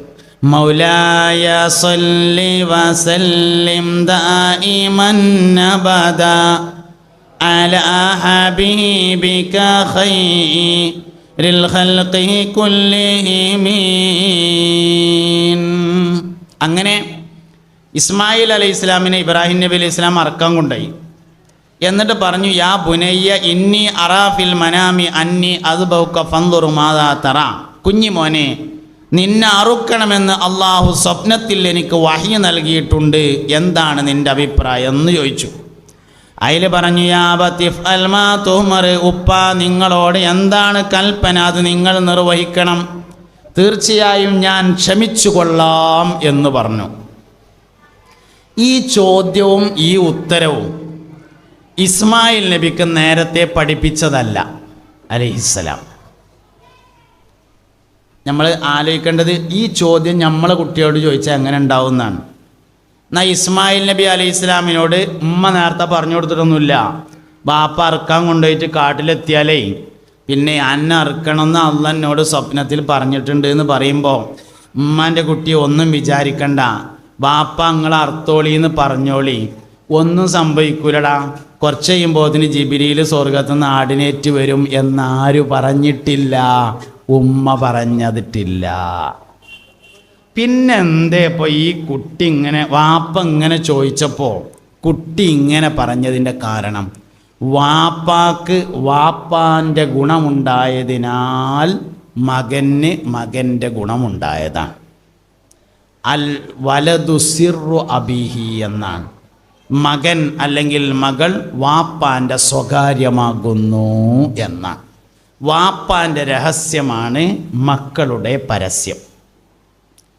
നല്ലോണം മനസ്സിലാക്കേണ്ട കാര്യം കേട്ടോ. വാപ്പ സ്വകാര്യത്തിൽ ചെയ്യുന്നത് മക്കൾ പരസ്യമായി ചെയ്യും. വാപ്പാൻ്റെ സ്വകാര്യ സൂക്ഷിപ്പുകാരനാണ് മക്കൾ. അൽ വലതു സിർറു അബീഹി, മകൻ ഒരു മനുഷ്യൻ്റെ ഏറ്റവും വലിയ പ്രത്യേകത വാപ്പയാണ്.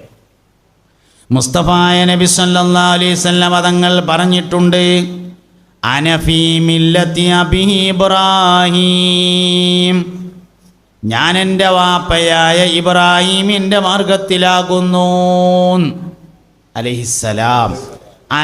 ഞാൻ ഫീ മില്ലത്തി മാർഗത്തിലാണ്, അബി എൻ്റെ വാപ്പയായ ഇബ്രാഹീമിൻ്റെ മാർഗത്തിലാണ്. ശരിക്കും നമ്മളെ കുറ്റിപ്പുറം ഭാഷയിലേക്ക് ഇത് കൊണ്ടുവന്നാൽ എങ്ങനെ അർത്ഥം എന്നറിയ നിങ്ങൾ? ഇതിപ്പോൾ അറബി നമ്മൾ ചൊറുക്കിൽ അർത്ഥം വെക്കുമ്പോൾ ഞാൻ ഫീ മില്ലത്തി മാർഗത്തിലാണ്, അബി എൻ്റെ വാപ്പയായ ഇബ്രാഹീമിൻ്റെ മാർഗത്തിലാണ് എന്നാണ് ചൊറുക്കിലുള്ള അർത്ഥം.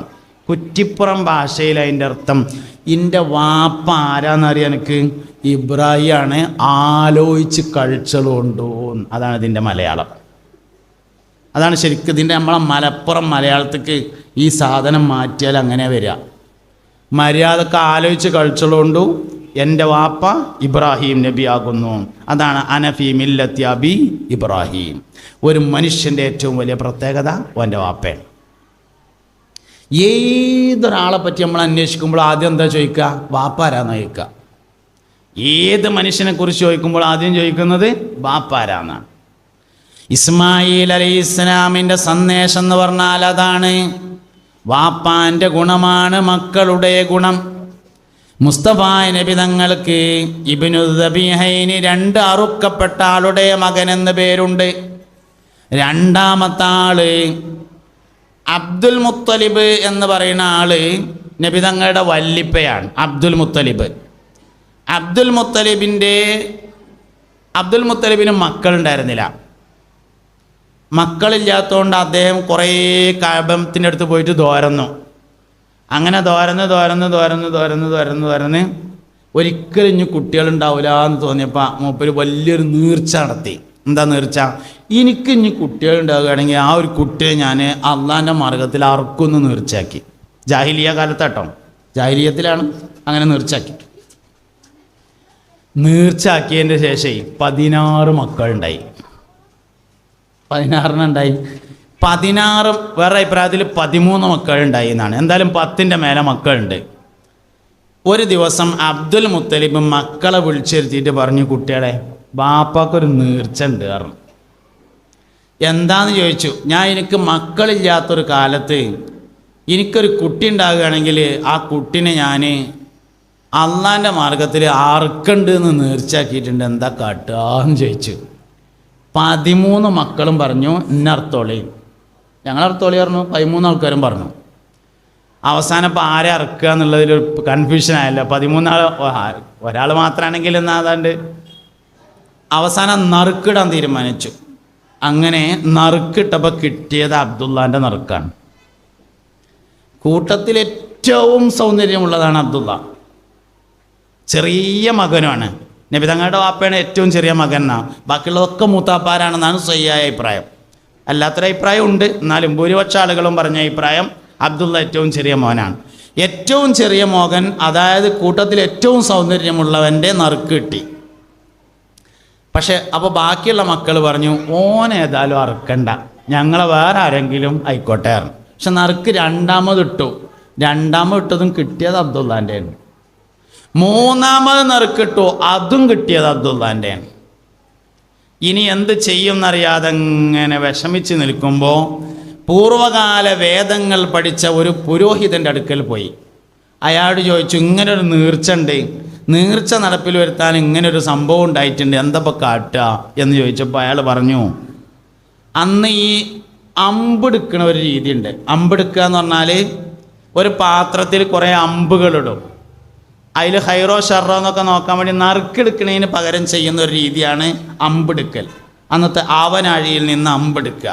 അങ്ങനെ ഒരമ്പെടുക്കാൻ വേണ്ടി പറഞ്ഞു. അതായത് 10 ഒട്ടകങ്ങൾ ഒരു ഭാഗത്ത് നിർത്തുക, ഒരു ഭാഗത്ത് അബ്ദുള്ളയും, എന്നിട്ട് ഒരമ്പ് അബ്ദുള്ളാൻ്റെ അമ്പും ഒരമ്പ് 10 ഒട്ടകങ്ങളുടെ അമ്പും അങ്ങനെ ആവനായി ഒരു കുറ്റിയിലിട്ടിട്ട് ഇളക്കിയിട്ട് എടുക്കുമ്പോൾ അബ്ദുള്ളാൻ്റെത് കിട്ടുകയാണെങ്കിൽ 10 എണ്ണം കൂടി കൂട്ടണം ഒട്ടകങ്ങൾ, എന്നിട്ട് വീണ്ടും എടുക്കുക. അങ്ങനെ എപ്പോഴാണോ ഒട്ടകം കിട്ടുന്നത് അതുവരെ ഒട്ടകങ്ങളുടെ എണ്ണം കൂട്ടിയിട്ട് ഒട്ടകത്തിൻ്റെത് എപ്പോഴാണോ കിട്ടുന്നത് അപ്പോൾ അത്രയും ഒട്ടകങ്ങളെ അറുക്കുക എന്ന് അക്കാലത്ത് ജീവിച്ചിരിപ്പുണ്ടായിരുന്ന പൂർവ്വകാല വേദങ്ങൾ പഠിച്ച ഒരു പുരോഹിതൻ തീരുമാനം പറഞ്ഞു. അങ്ങനെ തീരുമാനിച്ചു. 10 ഒട്ടകങ്ങൾ നിർത്തി, അബ്ദുള്ളാനെ നിർത്തി, 2 അമ്പിട്ടു എടുത്തു, അബ്ദുള്ളാൻ്റെ കിട്ടി. 10 കൂടിയും കൂട്ടി പിന്നിട്ടു. അങ്ങനെ 10 കൂട്ടി 100 ആയപ്പോൾ ഒട്ടകത്തിൻ്റെ കിട്ടി. അങ്ങനെ 100 ഒട്ടകങ്ങളെ അബ്ദുൽ മുത്തലിബ് അബ്ദുള്ള എന്ന നബി തങ്ങളുടെ വാപ്പാക്ക് പകരമായി അറുത്ത് അവയുടെ മാംസം ദാനം ചെയ്യുകയുണ്ടായി. ഇതാണ് ഇബ്നു ദബീഹൈൻ, 2 അറുക്കപ്പെട്ട ആളുടെ മകൻ എന്ന് മുസ്തഫായ നബി സല്ലല്ലാഹു അലൈഹി വസല്ലമ തങ്ങൾക്ക് പേരുണ്ടാവാൻ കാരണം. സാന്ദർഭികമായി പറഞ്ഞതാണ്. സയ്യിദുന ഇബ്രാഹിം നബി അലൈഹി ഇസ്ലാമിൻ്റെ പ്രത്യേകത എന്താണോ അതാണ് ഒരു വാപ്പാക്കുണ്ടാവേണ്ട പ്രത്യേകത. വാപ്പാക്ക് വാപ്പാൻ്റെ ഗുണമുണ്ടെങ്കിൽ മക്കൾക്ക് മക്കളുടെ ഗുണം ഉണ്ടായിരിക്കും. അപ്പം ഉമ്മാക്ക് ഉമ്മാൻ്റെ ഗുണം വേണം, വാപ്പാക്ക് വാപ്പാൻ്റെ ഗുണം വേണം. എന്നെ ഏൽപ്പിച്ചിട്ടുള്ളത് രക്ഷിതാക്കളോട് സംസാരിക്കാനാണ്. ഇവിടെ കുട്ടികളുണ്ടായി എന്നുള്ളത് എൻ്റെ കുഴപ്പമല്ല. എന്നാൽ പിന്നെ ഓലെന്തേലും ചെയ്യാൻ നിർവാഹമുണ്ടോ? അതുമില്ല. ഓല് നമുക്ക് ദ്വാക്കി ജാപത്തിന് ആവശ്യമാണ്. ഓലിവിടെ ഇരുന്നോട്ടെ. വർത്താനം ഓലോടല്ല, വാപ്പാനോടും ഉമ്മാനോടുമാണ്. ഓലോട് ഇരിക്കട്ടെ, നമുക്ക് ദ്വാക്കി ജാപത്തിന് ആവശ്യമാണ്. അതുകൊണ്ട് ഈ സംസാരം വാപ്പാനോടും ഉമ്മാനോടാണ്. ബാപ്പാൻ്റെ ഗുണം എന്തൊക്കെയാണ് അത് മക്കളിലുണ്ടാവും, ഉമ്മാൻ്റെ ഗുണം എന്തൊക്കെയാണ് അത് മക്കളിലുണ്ടാവും. 6 സംരക്ഷണങ്ങളാണ് മാതാപിതാക്കൾ മക്കൾക്ക് നൽകേണ്ടത്. 6 സംരക്ഷണം. ഒന്നാമത്തേത് ഈമാനിൻ്റെ സംരക്ഷണമാണ്. വാപ്പാൻ്റെയും ഉമ്മാൻ്റെയും ഈമാനാണ് മക്കൾക്കുണ്ടാകുക. ഈമാൻ്റെ സംരക്ഷണമാണ് ഒന്നാമത്തെ സംരക്ഷണം. മാതാപിതാക്കളുടെ ഈമാനിൽ നിന്നാണ് മക്കൾക്ക് ഈമാൻ ലഭിക്കുന്നത്. അതുകൊണ്ട് ഉമ്മയും വാപ്പയും ചെയ്യേണ്ട ആദ്യത്തെ കാര്യം മക്കളുടെ ഈമാൻ സംരക്ഷിക്കണം. യുക്തിവാദം, നിരീശ്വരവാദം, ലിബറലിസം, സർവമത സത്യവാദം, സ്ത്രീ പക്ഷപാതം തുടങ്ങി കുറേ വാദങ്ങളാണ്. ഒക്കെ ഈമാനിനെയാണ് ബാധിക്കണേ. മാതാപിതാക്കളാണ് ഈമാനിനെ സംരക്ഷിക്കേണ്ടവർ. മുഅ്മിനീങ്ങളെ, ഹബീബിങ്ങളെ, ഈമാൻ സംരക്ഷിക്കണമെങ്കിൽ ഈമാൻ എവിടെന്നാണ് ഉണ്ടാവുന്നത്, എവിടെന്നാണ് വളരുന്നത്, എവിടെന്നാണ് പുഷ്ടിപ്പെടുന്നത്, ഈമാൻ്റെ അടിസ്ഥാനം എന്തൊക്കെയാണെന്ന് മാതാപിതാക്കൾ അറിഞ്ഞിരിക്കണം. വാപ്പാൻ്റെ ഇമ്മാൻ്റെ ഈമാൻ എന്നാണ് മക്കൾക്ക് ഈമാൻ കിട്ടുക. അതുകൊണ്ട് ഈമാൻ്റെ അടിസ്ഥാനങ്ങളെക്കുറിച്ച് മാതാപിതാക്കൾ അറിഞ്ഞിരിക്കണം. അതാണ് ഒന്നാമത്തെ കാര്യം. എന്താണ് ഈമാൻ്റെ അടിസ്ഥാനം? മുഹമ്മദ് നബി സല്ലല്ലാഹു അലൈഹി വസല്ലമ തങ്ങളോടുള്ള താല്പര്യമാണ് ഈമാനിൻ്റെ അടിസ്ഥാനം. നബി തങ്ങളോട് എത്ര താല്പര്യമുണ്ടോ അത്ര ഈമാൻ ഉണ്ടാവും. ഈ ഉമ്മത്തിലെ ഏറ്റവും ഈമാനുള്ള മനുഷ്യൻ സയ്യിദുനാ അബൂബക്കർ സിദ്ദീഖ് റളിയല്ലാഹു അൻഹു ആണ്. സിദ്ദീഖ് റളിയല്ലാഹു അൻഹുവിൻ്റെ മാത്രം ചെലവിലായിട്ട് ഒറ്റ പള്ളി ഉണ്ടാക്കിയിട്ടില്ല. സിദ്ദീഖ് റളിയല്ലാഹു അൻഹുവിൻ്റെ സ്വന്തം ചെലവിൽ ഒറ്റ മദ്രസയില്ല. സിദ്ദീഖ് റളിയല്ലാഹു അൻഹുവിൻ്റെ സ്വന്തം ചെലവിൽ ഒറ്റ അറബിക് കോളേജുമില്ല. സിദ്ദീഖ് റളിയല്ലാഹു അൻഹുവിൻ്റെ സ്വന്തം ചെലവിൽ ഒറ്റ ഹിഫ്ദ് കോളേജുമില്ല. മഹാനായ സിദ്ദീഖുൽ അക്ബർ റളിയല്ലാഹു അൻഹുവിനേക്കാൾ ഹജ്ജിന് പോയ ആൾക്കാർ ഇക്കാലത്തുണ്ടാവും. സിദ്ദീഖ് റളിയല്ലാഹു അൻഹുവിനേക്കാൾ ഉംറക്ക് പോയവർ ഈ ഇരിക്കണയിലുണ്ടാവും. ജിദ്ദയിലിരുന്ന് ജോലി, വ്യാഴാഴ്ച ജോലി കഴിഞ്ഞാൽ പിന്നെ ലീവാണ്, അങ്ങോട്ട് കയറി ഉംറ കഴിഞ്ഞ് വെള്ളിയാഴ്ച വൈകുന്നേരം മടങ്ങി. സിദ്ദീഖ് റളിയല്ലാഹു അൻഹു അങ്ങനെ തന്നെ ഉംറക്ക് പോയിട്ടില്ല. പക്ഷേ ഈമാൻ തൂക്കിയാൽ മൂപ്പരതാ തൂങ്ങാം. നമ്മളെ അറബി കോളേജും തൂങ്ങൂല, നമ്മളെ ഹിഫ്ദ് കോളേജും തൂങ്ങൂല, നമ്മളെ പള്ളിയും തൂങ്ങൂല, മദ്രസയും തൂങ്ങൂല, യത്തീങ്ങാനും തൂങ്ങൂല. സിദ്ദീഖിൻ്റെ ഈമാനേ തൂങ്ങുള്ളൂ. സിദ്ദീഖുൽ അക്ബർ റളിയല്ലാഹു അൻഹുവിനേക്കാൾ സ്വതക്ക കൊടുത്ത ആൾക്കാർ അന്ന് തന്നെ ഉണ്ട്. ഉദാഹരണമാണ് മഹാനായ സയ്യിദുനാ ഉസ്മാൻ ഇബ്നു അഫ്ഫാൻ റളിയല്ലാഹു അൻഹു. അന്ന് തന്നെ ഉണ്ട്. സിദ്ദീഖ് റളിയല്ലാഹു അൻഹു യുദ്ധത്തിന് പോയപ്പോൾ ചില്ലറ പൈസ കൊടുത്തപ്പോൾ ഉസ്മാൻ റളിയല്ലാഹു അൻഹു 7000 ദിർഹംസ് കൊടുത്തു. 7000 ദിർഹംസ് കൊടുത്തു സിദ്ദീഖ് റളിയല്ലാഹു അൻഹു ചില്ലറ പൈസ കൊടുത്തപ്പോൾ. അപ്പം എന്താ, അന്ന് തന്നെ സിദ്ദീഖ് റളിയല്ലാഹു അൻഹുവിനേക്കാൾ സ്വതക്ക കൊടുത്ത ആൾക്കാരുണ്ടായിട്ടുണ്ട്. പക്ഷേ ഈമാൻ തൂക്കുമ്പോൾ സിദ്ദീഖുൽ അക്ബറിൻ്റെ ഈമാനേ തൂങ്ങുള്ളൂ. എന്താ കാരണം? മുഹമ്മദ് നബിയോടുള്ള താല്പര്യം സല്ലല്ലാഹു അലൈഹി വസല്ലം. അതാണ് ഈമാൻ്റെ അടിസ്ഥാനം. അത് എത്രത്തോളം ഞമ്മക്കും നമ്മളെ മക്കൾക്കുണ്ട്, ഈമാൻ അവിടെ എടുക്കും പോവില്ല. അതങ്ങോട്ട് പോയാൽ അതിൻ്റെ ഒപ്പം ഈമാൻ പോകും. നിങ്ങളെല്ലാവരും പരിശോധിച്ചോ കേട്ടോ. മുസ്ലിം ഉമ്മത്തിൽ, അതായത് നമ്മളുള്ള ഈ ഉമ്മത്ത് പറഞ്ഞ സാധനം, മുസ്ലിം ഉമ്മത്തിൽ ഏറ്റവും കൂടുതൽ തർക്കമുണ്ടാവാറുള്ള മാസം റബീഉൽ അവ്വൽ മാസമാണ്. ഇതാ വരുന്നു നോക്കിക്കോളി നിങ്ങൾ.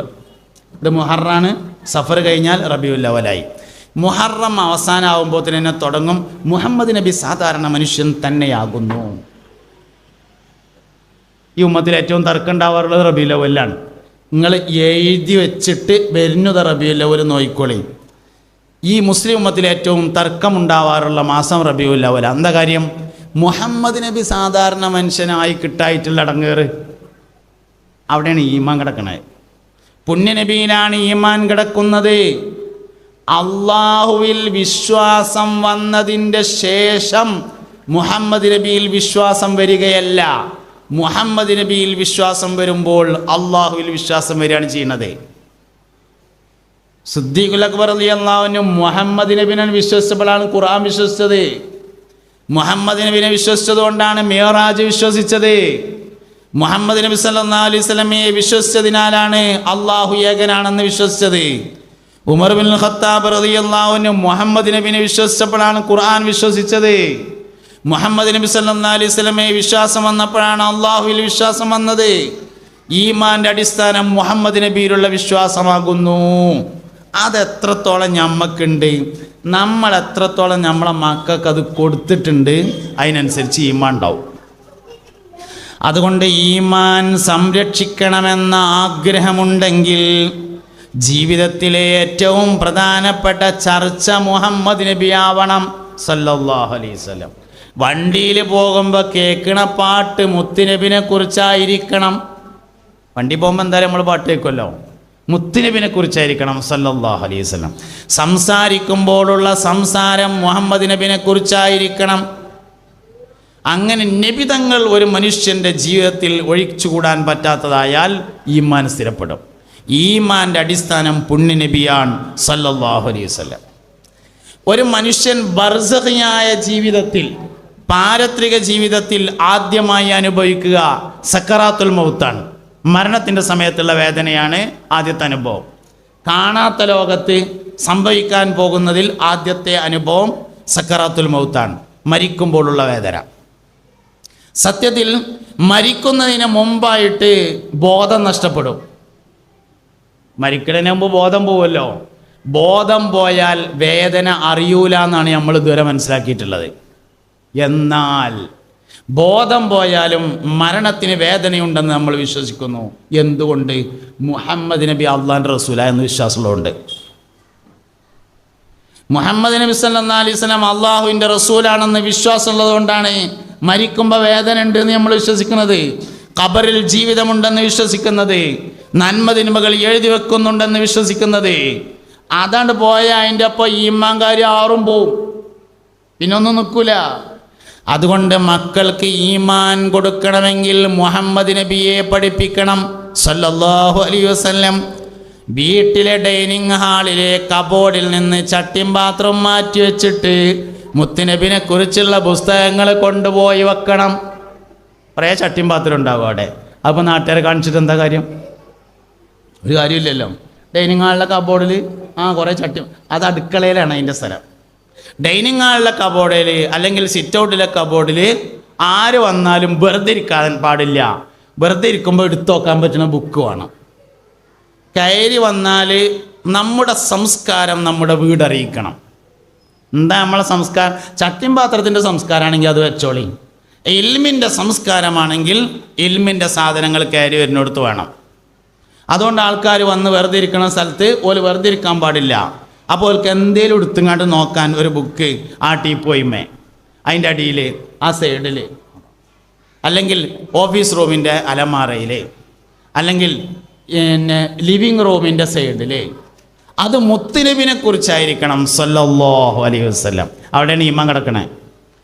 നമ്മൾ പഠിച്ചാൽ തീരാത്ത ഒരു വിഷയം മാത്രമാണ് ലോകത്തുള്ളത്, അത് മുഹമ്മദ് നബിയാണ് സല്ലല്ലാഹു അലൈഹി വസല്ലം. ഈ ഇരിക്കണ നമ്മളെല്ലാവരും ജനിച്ചു വന്ന സമയത്ത് അവിടെ നമ്മളെ അമ്മയുണ്ട്, ഉമ്മാൻ്റെ അമ്മയുണ്ട്, ബാപ്പാൻ്റെ അമ്മയുണ്ട്, പ്രസവം എടുക്കുന്ന ഒരു സ്ത്രീയുണ്ട്. ചുരുങ്ങിയത് 4 എന്തായാലും ഉണ്ടാവുമല്ലോ. ഈ 4 നമുക്ക് ഓർമ്മയില്ല. നമ്മൾ ഈ ഭൂമിയിലേക്ക് ജനിച്ചു വന്നപ്പോൾ ഉണ്ടായ 4 നമുക്ക് ഓർമ്മയില്ല. എന്നാൽ മുഹമ്മദ് നബി ഭൂമിയിലേക്ക് വരുമ്പോൾ അവിടെ ഉണ്ടായിരുന്ന ആളുകളെ മുഹമ്മദ് നബിക്ക് ഓർമ്മ ഉണ്ടായിരുന്നു സല്ലല്ലാഹു അലൈഹി വസല്ലം. അതാണ് മുഹമ്മദ് നബി സല്ലല്ലാഹു അലൈഹി വസല്ലം. അങ്ങനെ ഓരോ വയസ്സിന് പഠിച്ചാൽ കിട്ടും. 2ാം വയസ്സ് പൂർത്തിയായ ഉടനെ മുലകുടി നിർത്തി. പക്ഷേ നബി തങ്ങൾക്ക് 4 വയസ്സിൻ്റെ ആരോഗ്യമുണ്ടായിരുന്നു എന്ന് ചരിത്രം രേഖപ്പെടുത്തിയിട്ടുണ്ട്. 2 വയസ്സ് പൂർത്തിയായപ്പോൾ മുലകുടി നിർത്തിയിട്ടുണ്ട്. ആ സമയത്ത് മുത്തുനബി സല്ലല്ലാഹു അലൈഹി വസല്ലം തങ്ങൾക്ക് 4 വയസ്സിൻ്റെ ആരോഗ്യമുണ്ടായിരുന്നു. 6ാമത്തെ വയസ്സിൽ മുത്തുനബി സല്ലല്ലാഹു അലൈഹി വസല്ലം തങ്ങൾക്ക് ചെങ്കണ്ണ് രോഗം പിടിപെട്ടു.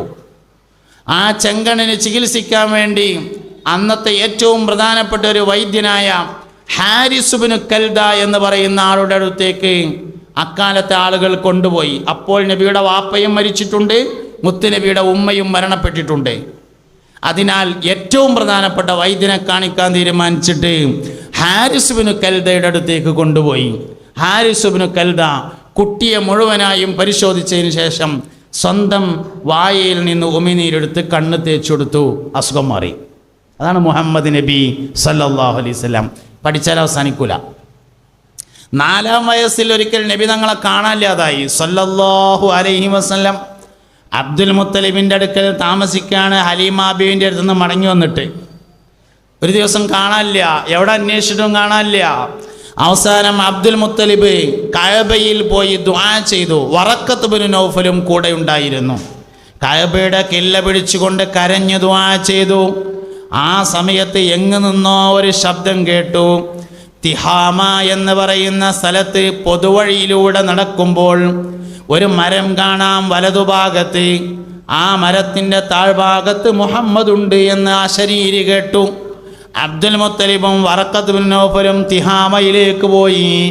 തിഹാമയിലെ പൊതു റോഡിൻ്റെ സൈഡിലെ വലതുഭാഗത്തുണ്ടായിരുന്ന മരച്ചോട്ടിലെ മരത്തിൻ്റെ ചില്ലകൾ ഒടിച്ച് നബിതങ്ങൾ കളിക്കുന്നത് കണ്ടു. അവർ നബിതങ്ങളെ കൂട്ടിക്കൊണ്ടുവന്നു. അക്കാലത്തുണ്ടായിരുന്ന മക്കക്കാര് ആടിനെ അറുത്തുകൊണ്ട് മാംസം ദാനം ചെയ്തു സന്തോഷത്താൽ. 4ാം വയസ്സ്.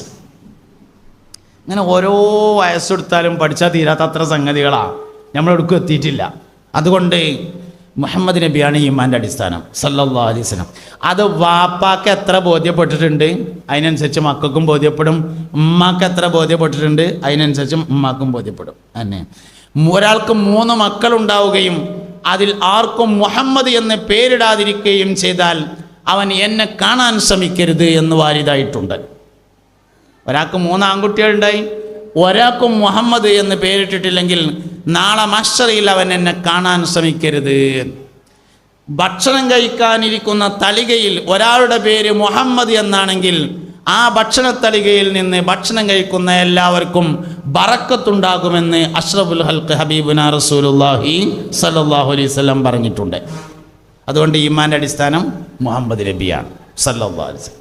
അത് എത്രത്തോളം നമ്മളെ ജീവിതത്തിൽ വന്നിട്ടുണ്ട് എന്നുള്ളത് നോക്കണം. പെരപ്പണി കഴിഞ്ഞിട്ട്, വീട് പണി കഴിഞ്ഞിട്ട്, കുടിയിരിക്കൽ തീരുമാനിച്ചിട്ട്, കുടിയിരിക്കലിൻ്റെ മുന്നേ അങ്ങാടി പോയിട്ട് 350 ഉറുപ്പ്യ കൊടുത്തിട്ട് നല്ല റോസാപ്പൂവിൻ്റെ ചെടി 3 കൊടുന്നിട്ട് അതിങ്ങനെ കുഴിച്ചിടുമ്പോൾ മൂത്ത മോൻ വന്നിട്ട് ചോദിച്ചു, വാപ്പാ കുടിയിരിക്കലിന് വരുമ്പോൾ എല്ലാവരും ചവിട്ടി കേടെടുത്തൂലേ, കുടിയിരിക്കൽ കഴിഞ്ഞിട്ട് പോരേന്ന് ചോദിച്ചപ്പോൾ വാപ്പ പറഞ്ഞു, മോനെ കുടിയിരിക്കണതിൻ്റെ മുമ്പ് 3 റോസാക്കൊമ്പ് ഇവിടെ നിന്നോട്ടെ. മുത്തുനബിയുടെ ശരീരത്തിന് റോസാപ്പൂവിൻ്റെ മണമാണ് ഉണ്ടായിരുന്നതെന്ന് ഇമാം തുർമുദി റളിയല്ലാഹു അൻഹു റിപ്പോർട്ട് ചെയ്തിട്ടുണ്ട് എന്ന് പറയാൻ പറ്റിയാലേ അതാണ് മുഹമ്മദ് നബിയുമായിട്ടുള്ള ബന്ധം. അത് നമ്മളെല്ലാ ജീവിതത്തിലും കാണണം. അപ്പോൾ മക്കളുടെ ഈമാൻ ഉറച്ചിക്കും. ഈമാൻ ഉറപ്പിക്കാൻ ഒറ്റ വഴി മാത്രമേ ഉള്ളൂ, മുഹമ്മദ് നബിയോടുള്ള താല്പര്യം സല്ലല്ലാഹു അലൈഹി വസല്ലം. രണ്ടാമത് മക്കൾക്ക് കൊടുക്കേണ്ട സംരക്ഷണം ഇൽമിൻ്റെ സംരക്ഷണമാണ്. വിവരം സംരക്ഷിക്കപ്പെടണം. വിവരം ഉണ്ടായാൽ പോരാ, വിവരം സംരക്ഷിക്കപ്പെടണം. കേടരിനെ മുഴുവൻ ആൾക്കാരും പരിശോധിച്ചോളി, വിവരമുള്ള ഒരാളോ പത്രം എടുത്തിങ്ങനെ നോക്കിയാൽ മതി. കുരുത്തക്കേട് കാട്ടുന്നതൊക്കെ ആരാണ്? വിവരമില്ലാത്തവരല്ല, ഒക്കെ വിവരമുള്ളവരാ. എന്താ കാരണം?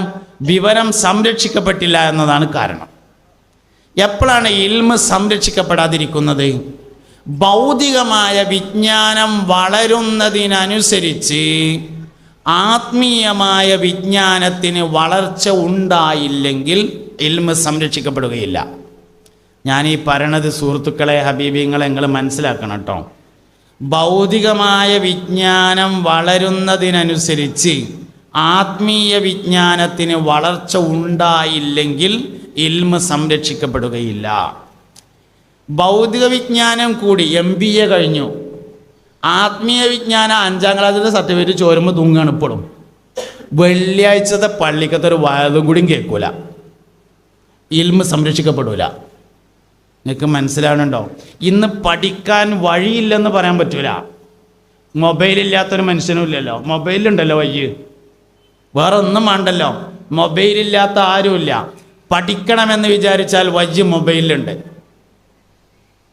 അതിനകത്തൊന്നും പഠിക്കാൻ മാത്രം ഇല്ല എന്ന് തോന്നിയതാണ് നമുക്ക്. ഭൗതിക വിജ്ഞാനം എത്ര പുരോഗമിച്ചാലും ഒരു കുഴപ്പമില്ല. പക്ഷെ അതിനനുസരിച്ച് ആത്മീയ വിജ്ഞാനം ഇങ്ങനെ പുരോഗതി പ്രാപിച്ചു കൊണ്ടിരിക്കണം, അല്ലെങ്കിൽ ഇൽമ് സംരക്ഷിക്കപ്പെടാതെ പോകും. കാരണം വിവരം ഇല്ലാത്തവൻ്റെ സംശയവും വിവരം ഉള്ളവൻ്റെ സംശയവും ഒരുപോലെ ആയിരിക്കൂല, വ്യത്യാസം ഉണ്ടാവും.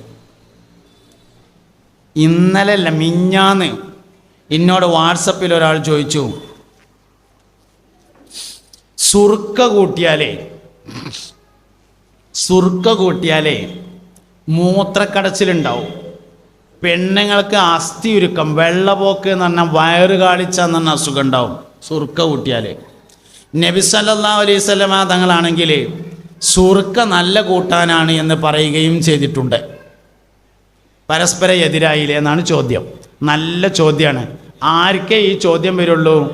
സുർക്ക കൂട്ടിയാൽ പെണ്ണുങ്ങൾക്ക് വയറ് കാളിച്ചുണ്ടാവുമെന്ന് പഠിച്ചോനെ ഈ ചോദ്യം വരുള്ളൂ, അല്ലാത്തതിന് വരൂല. ഭൗതിക വിജ്ഞാനം കൂടുന്നതിനനുസരിച്ചുള്ള ചോദ്യവും ഭൗതിക വിജ്ഞാനം കുറയുന്നതിനനുസരിച്ചുള്ള ചോദ്യവും വ്യത്യാസം ഉണ്ടാവും. അതുകൊണ്ട് ഭൗതിക വിജ്ഞാനം കൂടുന്നതിനനുസരിച്ച് ആത്മീയ വിജ്ഞാനം കൂടണം. പറഞ്ഞതുകൊണ്ട് മറുപടി പറയാമെന്നുള്ളൂ. സുർക്ക കൂട്ടുന്നത് പഠിപ്പിക്കൽ ഇപ്പോഴത്തെ ഉദ്ദേശമല്ല. എന്നാലും ഒരു ഇഷ്കാൽ ഉണ്ടാക്കിയിട്ടാൽ പിന്നെ മറുപടി പറയണമല്ലോ, അതുകൊണ്ട് പറയാമെന്നേ ഉള്ളൂ. ഇവിടുത്തെ ഉദ്ദേശം അതല്ല. ഉദ്ദേശം ഭൗതിക വിജ്ഞാനം വളരുന്നതിനനുസരിച്ച് ആത്മീയത വളരണം. ചെറുങ്ങനെ മതി, വലിയ വലുപ്പമൊന്നും വേണമെന്നില്ല, ചെറുങ്ങനെ മതി. ഇന്നത്തെ സമൂഹത്തിന് നഷ്ടപ്പെട്ടു പോയ പ്രധാനപ്പെട്ട ഒരു സാധനമാണ് ഇൻ്റെ ഉസ്താദ് എന്ന കാഴ്ചപ്പാടില്ല. ഇൻ്റെ ഉസ്താദ് എன்ற ആളില്ല, അത് വലിയ പ്രശ്നമാണല്ലോ. ഒരു ഇൻ്റെ ഉസ്താദ് പഴയ ആൾക്കാർക്ക് ഉണ്ടാവും. അപ്പം എനിക്ക് നല്ല പ്രായം ചെന്ന് മരണപ്പെട്ട ഒരു കുഞ്ഞാലനാജി എന്ന് പറഞ്ഞ ഒരാളെ പരിചയമുണ്ട്. മൂപ്പര് മരിക്കണത് വരെ മൂപ്പര ഉസ്താദിനെ കുറിച്ച് പറയുന്നുണ്ടായിരുന്നു. കുന്നത്തള്ളിയിലെ മഹമൂലിയർ പറഞ്ഞ ആളാണ് മൂപ്പര ഉസ്താദ്. എന്ത് വിഷയം പറഞ്ഞാലും പറയും കുന്നത്തള്ളിയിലെ മഹമൂലിയർ ഇങ്ങനെയല്ല പറഞ്ഞത് പറയും. അതാണ് എൻ്റെ ഉസ്താദ് എന്ന ബോധം പുതിയ തലമുറക്കില്ല. എന്നാൽ എല്ലാവരും ഉസ്താദന്മാരല്ലേ? ആണ്. ഞാൻ നേരത്തെ പറഞ്ഞ മാതിരി 8ാം ക്ലാസ്സിൽ ആരെയെ പഠിപ്പിച്ചെന്ന് ചോദിച്ചാൽ കണ്ണടച്ച ആൾ അറിയും എന്നെ. എൻ്റെ ഉസ്താദ് ഇല്ല, എൻ്റെ ഉസ്താദ് എന്നൊരാളില്ലാതായി. അത് വലിയൊരു വിഷയം തന്നെയാണ്. അതുണ്ടാവണം. പഴയ തലമുറക്കുണ്ട്. ഏത് കന്നൂട്ടുകാരനാണെങ്കിലും ഒരു ഫത്വൽ മൊയ്ൻ 10 പേജ് ഓതാത്ത ആരും പഴയ തലമുറയിലില്ല. ഓൽക്കൊരു എൻ്റെ ഉസ്താദും ഉണ്ടാവും. ഏത് തെങ്ങമ്മ കയറുന്ന ആളാണെങ്കിലും റിയാദുസ്സാലിയിൽ കുറച്ച് ഹദീസ് ഓതാത്ത ആരും ഉണ്ടാവില്ല. ഇന്ന് അങ്ങനെയല്ല. ഇന്ന് 2 സർട്ടിഫിക്കറ്റ് ഉണ്ട്, ഒരു 5ലെ സർട്ടിഫിക്കറ്റും ഒരു 7ലെ സർട്ടിഫിക്കറ്റും. മയ്യത്തുസ്കാരത്തിന് 4ാമത്തെ തക്ബീർ ഉണ്ടെങ്കിൽ എന്താണെന്ന് ഓർമ്മയില്ല എന്ന് മാത്രം. പഴയ തലമുറക്ക് ആ പ്രശ്നമില്ല. എന്താ കാരണം? ഇൻ്റെ ഉസ്താദ് ഉണ്ട്, തെറ്റിയെ പോയി ചോദിക്കാൻ പറ്റും. യാസീൻ ഓതുമ്പോൾ കാണാം പൊട്ടി തിരിച്ചമാതിരി തുടങ്ങിയോട് തന്നെ ഇൻ്റെ ഉസ്താദ് ഉണ്ടെങ്കിൽ ചെവിക്കിന് പിടിച്ച് തിരുമ്പും. അതില്ല, അതന്നെ പ്രശ്നം. യാസീൻ ഓതാൻ കഴിയൂല, മൊബൈലില്ലെങ്കിൽ കാണായിരുന്നു യാസീൻ. തീർന്നിട്ടൂല, അതന്നെ യാസീനോട് തീരണ്ടേ. കുറച്ചനെ കഴിഞ്ഞാൽ കാണാൻ വായത്തുല്ലഹുമുൽ അർദുൽ മൈത്തത്തു കണ്ടെന്നെ. പിന്നെ ദേശമൊക്കെ ഒന്നാണ്ട് ജീവൻ വെച്ച് ഇങ്ങനെ പോകുമ്പോൾ കാണാൻ വായത്തുല്ലഹുമുൽ അർദുൽ മൈത്തത്തു ഇങ്ങോട്ടന്നെ. ഹിന്ദുസ്ഥാൻ ഉണ്ടെങ്കിലോ ചെവിയുടെ കുന്നിക്കിന് പിടിക്കും, അതന്നെ ആ സാധനമില്ല. അപ്പം അതുകൊണ്ട് ഭൗതിക വിജ്ഞാനം എത്ര വളർന്നാലും ഒരു കുഴപ്പമില്ല, വളരെ നല്ലതാണ്. ഭൗതിക വിജ്ഞാനം വളരുന്നതിനനുസരിച്ചുള്ള സംശയങ്ങൾ വ്യത്യാസം ഉണ്ടാവും. ആ സംശയങ്ങൾ അപ്പോൾ തീർക്കാൻ പറ്റിയ ആളുണ്ടായിരിക്കണം.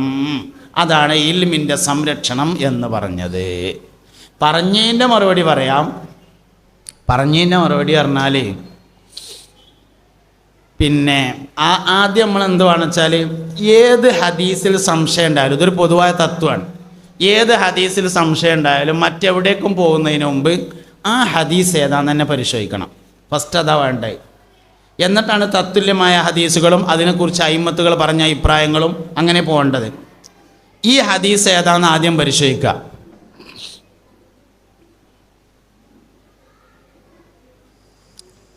കുട്ടികളാണ്, സാരല്ല.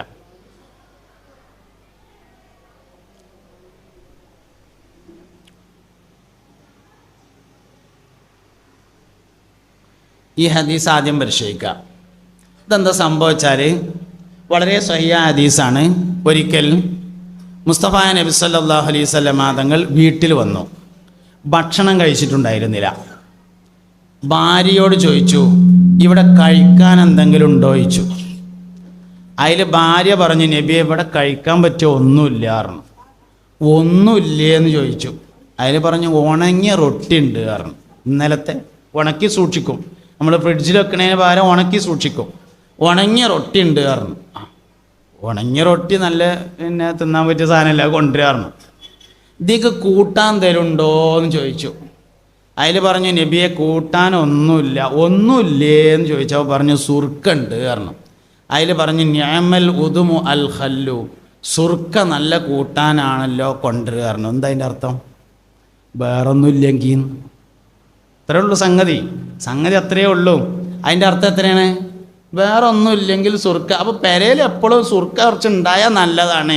വേറെ കൂട്ടാനൊന്നുമില്ലെങ്കിൽ അച്ചാറ് തൊട്ടുകൂട്ടാൻ പറ്റും എന്നല്ലേ അതിന് കിട്ടണുള്ളൂ. ഇതാർക്കേ മനസ്സിലാവുള്ളൂ? സുർക്കൊണ്ട് പ്രശ്നമുണ്ട് എന്ന് മനസ്സിലായ ആൾക്ക്. ഭൗതിക വിജ്ഞാനം വളരുമ്പോൾ സംശയങ്ങൾ കൂടും. അതുകൊണ്ട് ആത്മീയ വിജ്ഞാനത്തിൻ്റെ ടച്ച് വിടാൻ പാടില്ല. നമ്മളിപ്പോൾ ഈ ക്ലാസ് എടുക്കുന്ന മദ്രസയിലാണല്ലോ. ഇവിടുത്തെ 1ാം ക്ലാസ്സിൽ എൻ്റെ ഒരു ധാരണ അനുസരിച്ചൊരു 40 കുട്ടികൾ എന്തായാലും ഉണ്ടായിരിക്കും. ഇവിടെ 10ാം ക്ലാസ് ഉണ്ടെങ്കിൽ മിക്കവാറും +2 ഉണ്ടെങ്കിൽ എന്തായാലും 4 കുട്ടികളാണ് +2 ഉണ്ടാകുക. എൻ്റെ ഒരു ധാരണ പറയട്ടെ, ഞാൻ ചോദിച്ചിട്ടില്ല, അങ്ങനെയാണ് സ്വതവേ ഉണ്ടാകുക. കേരളത്തിൽ ശിശുമരണം വളരെ കുറവാണ്. ഇന്ത്യയിൽ തന്നെ ഇല്ല, പഴയ കാലത്ത് ഉണ്ടായിരുന്നു ഇത്രയും, ഇപ്പം ഇല്ല. കേരളത്തിൽ കുട്ടികളെ മരണം വളരെയധികം കുറവാണ്. മരിച്ചു പോയതല്ല, പിന്നെന്തെന്നെയാണ്? വേണ്ടാന്ന് വെച്ചാൽ തന്നെയാണ്. 5ാം ക്ലാസ്സിലെ സർട്ടിഫിക്കറ്റ് കിട്ടിയപ്പോൾ കുറേ ആൾക്കാർ വേണ്ടാന്ന് വെച്ചു. 7ലെ സർട്ടിഫിക്കറ്റ് കിട്ടിയപ്പോൾ ഇനി ഏതായാലും വേണ്ട വെച്ചു. 10ലെ സർട്ടിഫിക്കറ്റ് കിട്ടിയപ്പോൾ അപ്പോൾ വലിയ കുട്ടിയായി, ഇനി എന്തായാലും വേണ്ടാന്ന് തീരുമാനിച്ചു. വലിയ കുട്ടിയാവുമ്പോഴാണ് സംശയം കൂടുക. അപ്പോഴത്തിന് നമ്മൾ വേണ്ടാന്ന് വെച്ചിട്ടുണ്ട്. നമ്മളെ മലബാർ ഏരിയയിലൊക്കെ മുമ്പ് ഈ പെൺകുട്ടികളെ കെട്ടിക്കുമ്പോൾ ഉസ്താദ്മാർക്ക് തുണിയും കുപ്പായും കിട്ടുമായിരുന്നു. ഇപ്പം കിട്ടലില്ല, മുമ്പ് കിട്ടിയിരുന്നു. ആ തുണിയും കുപ്പായം ആർക്കേ കിട്ടുള്ളൂ അറിയോ? ഒരു 8ാം ക്ലാസ്സിന് മേലെ പഠിപ്പിച്ച ഉസ്താദ്മാർക്കേ കിട്ടുള്ളൂ. എന്താ കാരണം? അതിനെയാണ് ഉസ്താദായി പരിഗണിക്കുന്നുള്ളൂ എന്നതാണ് കാരണം. ഇപ്പോൾ ഞാൻ ഈ ഇരിക്കുന്ന ആൾക്കാരോട് നിങ്ങളെ ഉസ്താദിൻ്റെ പേരെന്താണെന്ന് ചോദിച്ചാൽ 12 വയസ്സ് കഴിഞ്ഞതിന് ശേഷം പഠിപ്പിച്ച ഉസ്താദിൻ്റെ പേര് പറയാനേ കഴിയുള്ളൂ. എന്താ കാരണം? അപ്പോഴാണ് ഞാൻ ഈ പഠിക്കണത് എനിക്കാണെന്ന് തോന്നുക. അപ്പോൾ അതിന് 2 സർട്ടിഫിക്കറ്റ് കിട്ടും. ഒന്ന് 5ലെ സർട്ടിഫിക്കറ്റും ഒന്ന് 7ലെ സർട്ടിഫിക്കറ്റും. അത് റബീഉൽ അവ്വൽ 12-ന് ഉസ്താദുമാർ ഫ്രെയിം ചെയ്തിട്ടുണ്ട് തരും. കൊണ്ടുപോയാണ് തൂക്കിങ്ങാണ്ട് അങ്ങനെ ഇരിക്കുകയാണ് നമ്മൾ. ഇതാണ് സംഭവം. ഇൽമ് സംരക്ഷിക്കപ്പെടണമെങ്കിൽ ഭൗതിക വിജ്ഞാനം വളരുന്നതിനനുസരിച്ച് ആത്മീയ വിജ്ഞാനം വളരണം. അതിനെന്തെങ്കിലും വഴി ഉണ്ടാക്കിയേ പറ്റുള്ളൂ. വായന അല്ലെങ്കിൽ സെർച്ച് ചെയ്യാം. ഇന്ന് ഓൺലൈനിൽ ചെയ്യാൻ പറ്റിയ ഒരുപാട് കോഴ്സുകളുണ്ട്. അങ്ങനെ എന്തെങ്കിലും ചെയ്യാം. എന്തായാലും പഠനം നിർത്തിയ കുഴപ്പമൊന്നുമില്ല. 3-ാം ക്ലാസ് മദ്രസയിൽ പോയി, 3-ാം ക്ലാസ് സ്കൂളിലും പോയി. അങ്ങനെ ഓന് മടാളെ വെച്ചിങ്ങനെ പൊന്ത വെട്ടി ഇങ്ങനെ വരികയാണ്. പൊന്ത വെട്ടാൻ പോയിട്ട് തൊടുക്ക് പൊന്ത വെട്ടാൻ പോയിട്ട് മടാളും കയ്യെ പിടിച്ചിട്ട് പൊന്ത വെട്ടി ഇങ്ങനെ വരികയാണ്.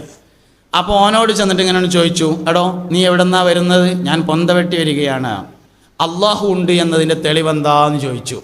3-ാം ക്ലാസ് മദ്രസയും 3-ാം ക്ലാസ് സ്കൂളും.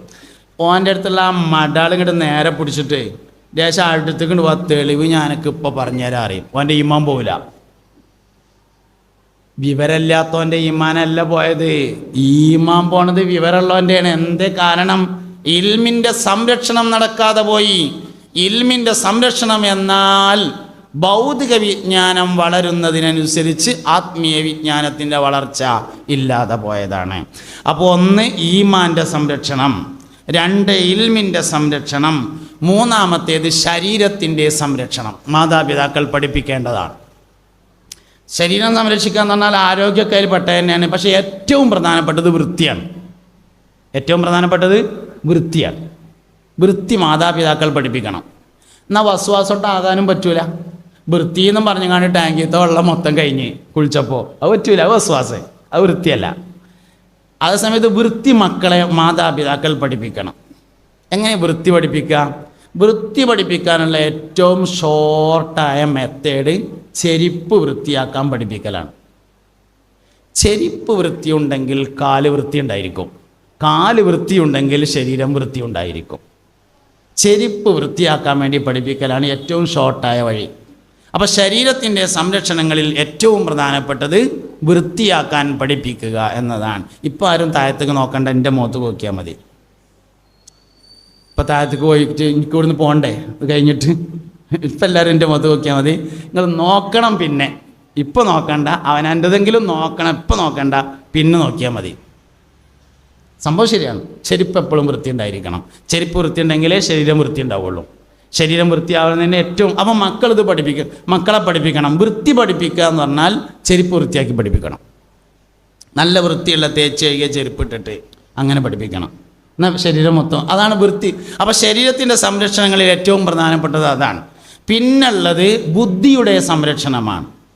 ബുദ്ധിയുടെ സംരക്ഷണം എന്ന് പറഞ്ഞാൽ മദ്യം മയക്കുമരുന്ന് ഉപയോഗിക്കാതിരിക്കലാണ് ഇന്നത്തെ കാലത്തെ ബുദ്ധിയുടെ സംരക്ഷണം. കാരണം മയക്കുമരുന്ന് ബുദ്ധിയെയാണ് സ്വാധീനിക്കുന്നത്. അത് ശരീരത്തെയല്ല, ബുദ്ധിയെയാണ് സ്വാധീനിക്കുന്നത്. മയക്കുമരുന്നിൻ്റെ സ്വാധീനത്തെക്കുറിച്ച് പറയുകയാണെങ്കിൽ ഇപ്പോൾ എന്താപ്പോൾ കാട്ടുക എന്നാണ് നമുക്ക് എല്ലാവർക്കും ചോദിക്കാനുള്ളത്.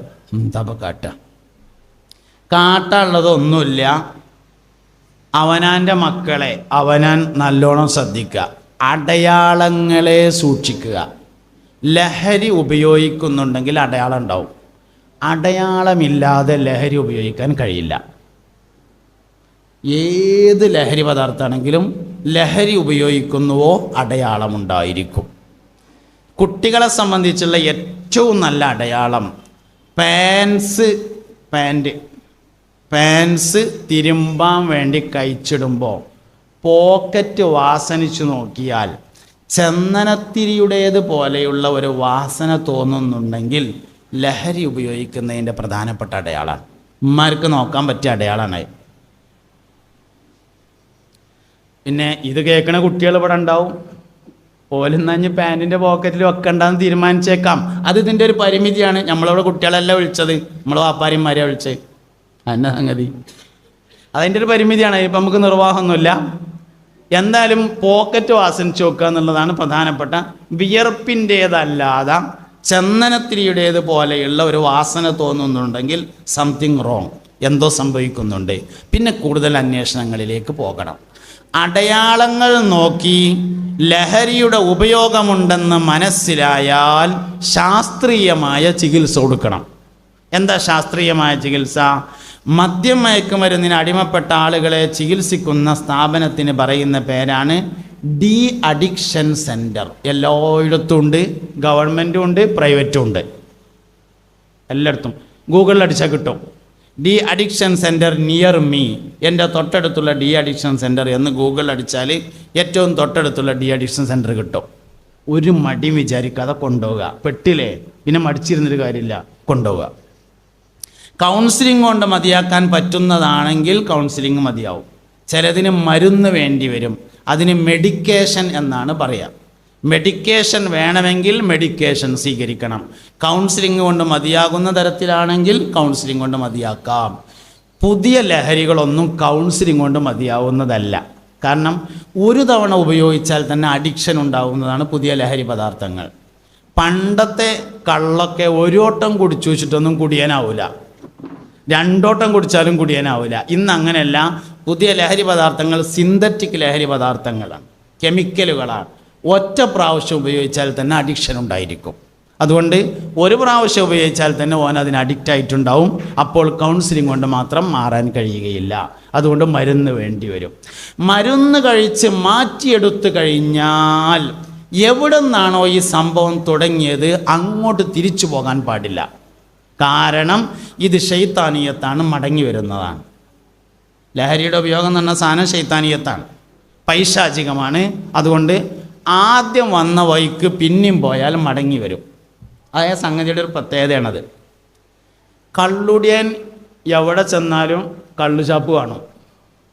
ഒരു കള്ളുടിയൻ ചങ്ങായി എവിടെ ചെന്നാലും അതാ മൂന്നാമത്തെ വളവിൽ ചെറിയൊരു ഷാപ്പ് ഉണ്ട് എന്ന് അവൻ കാണാം.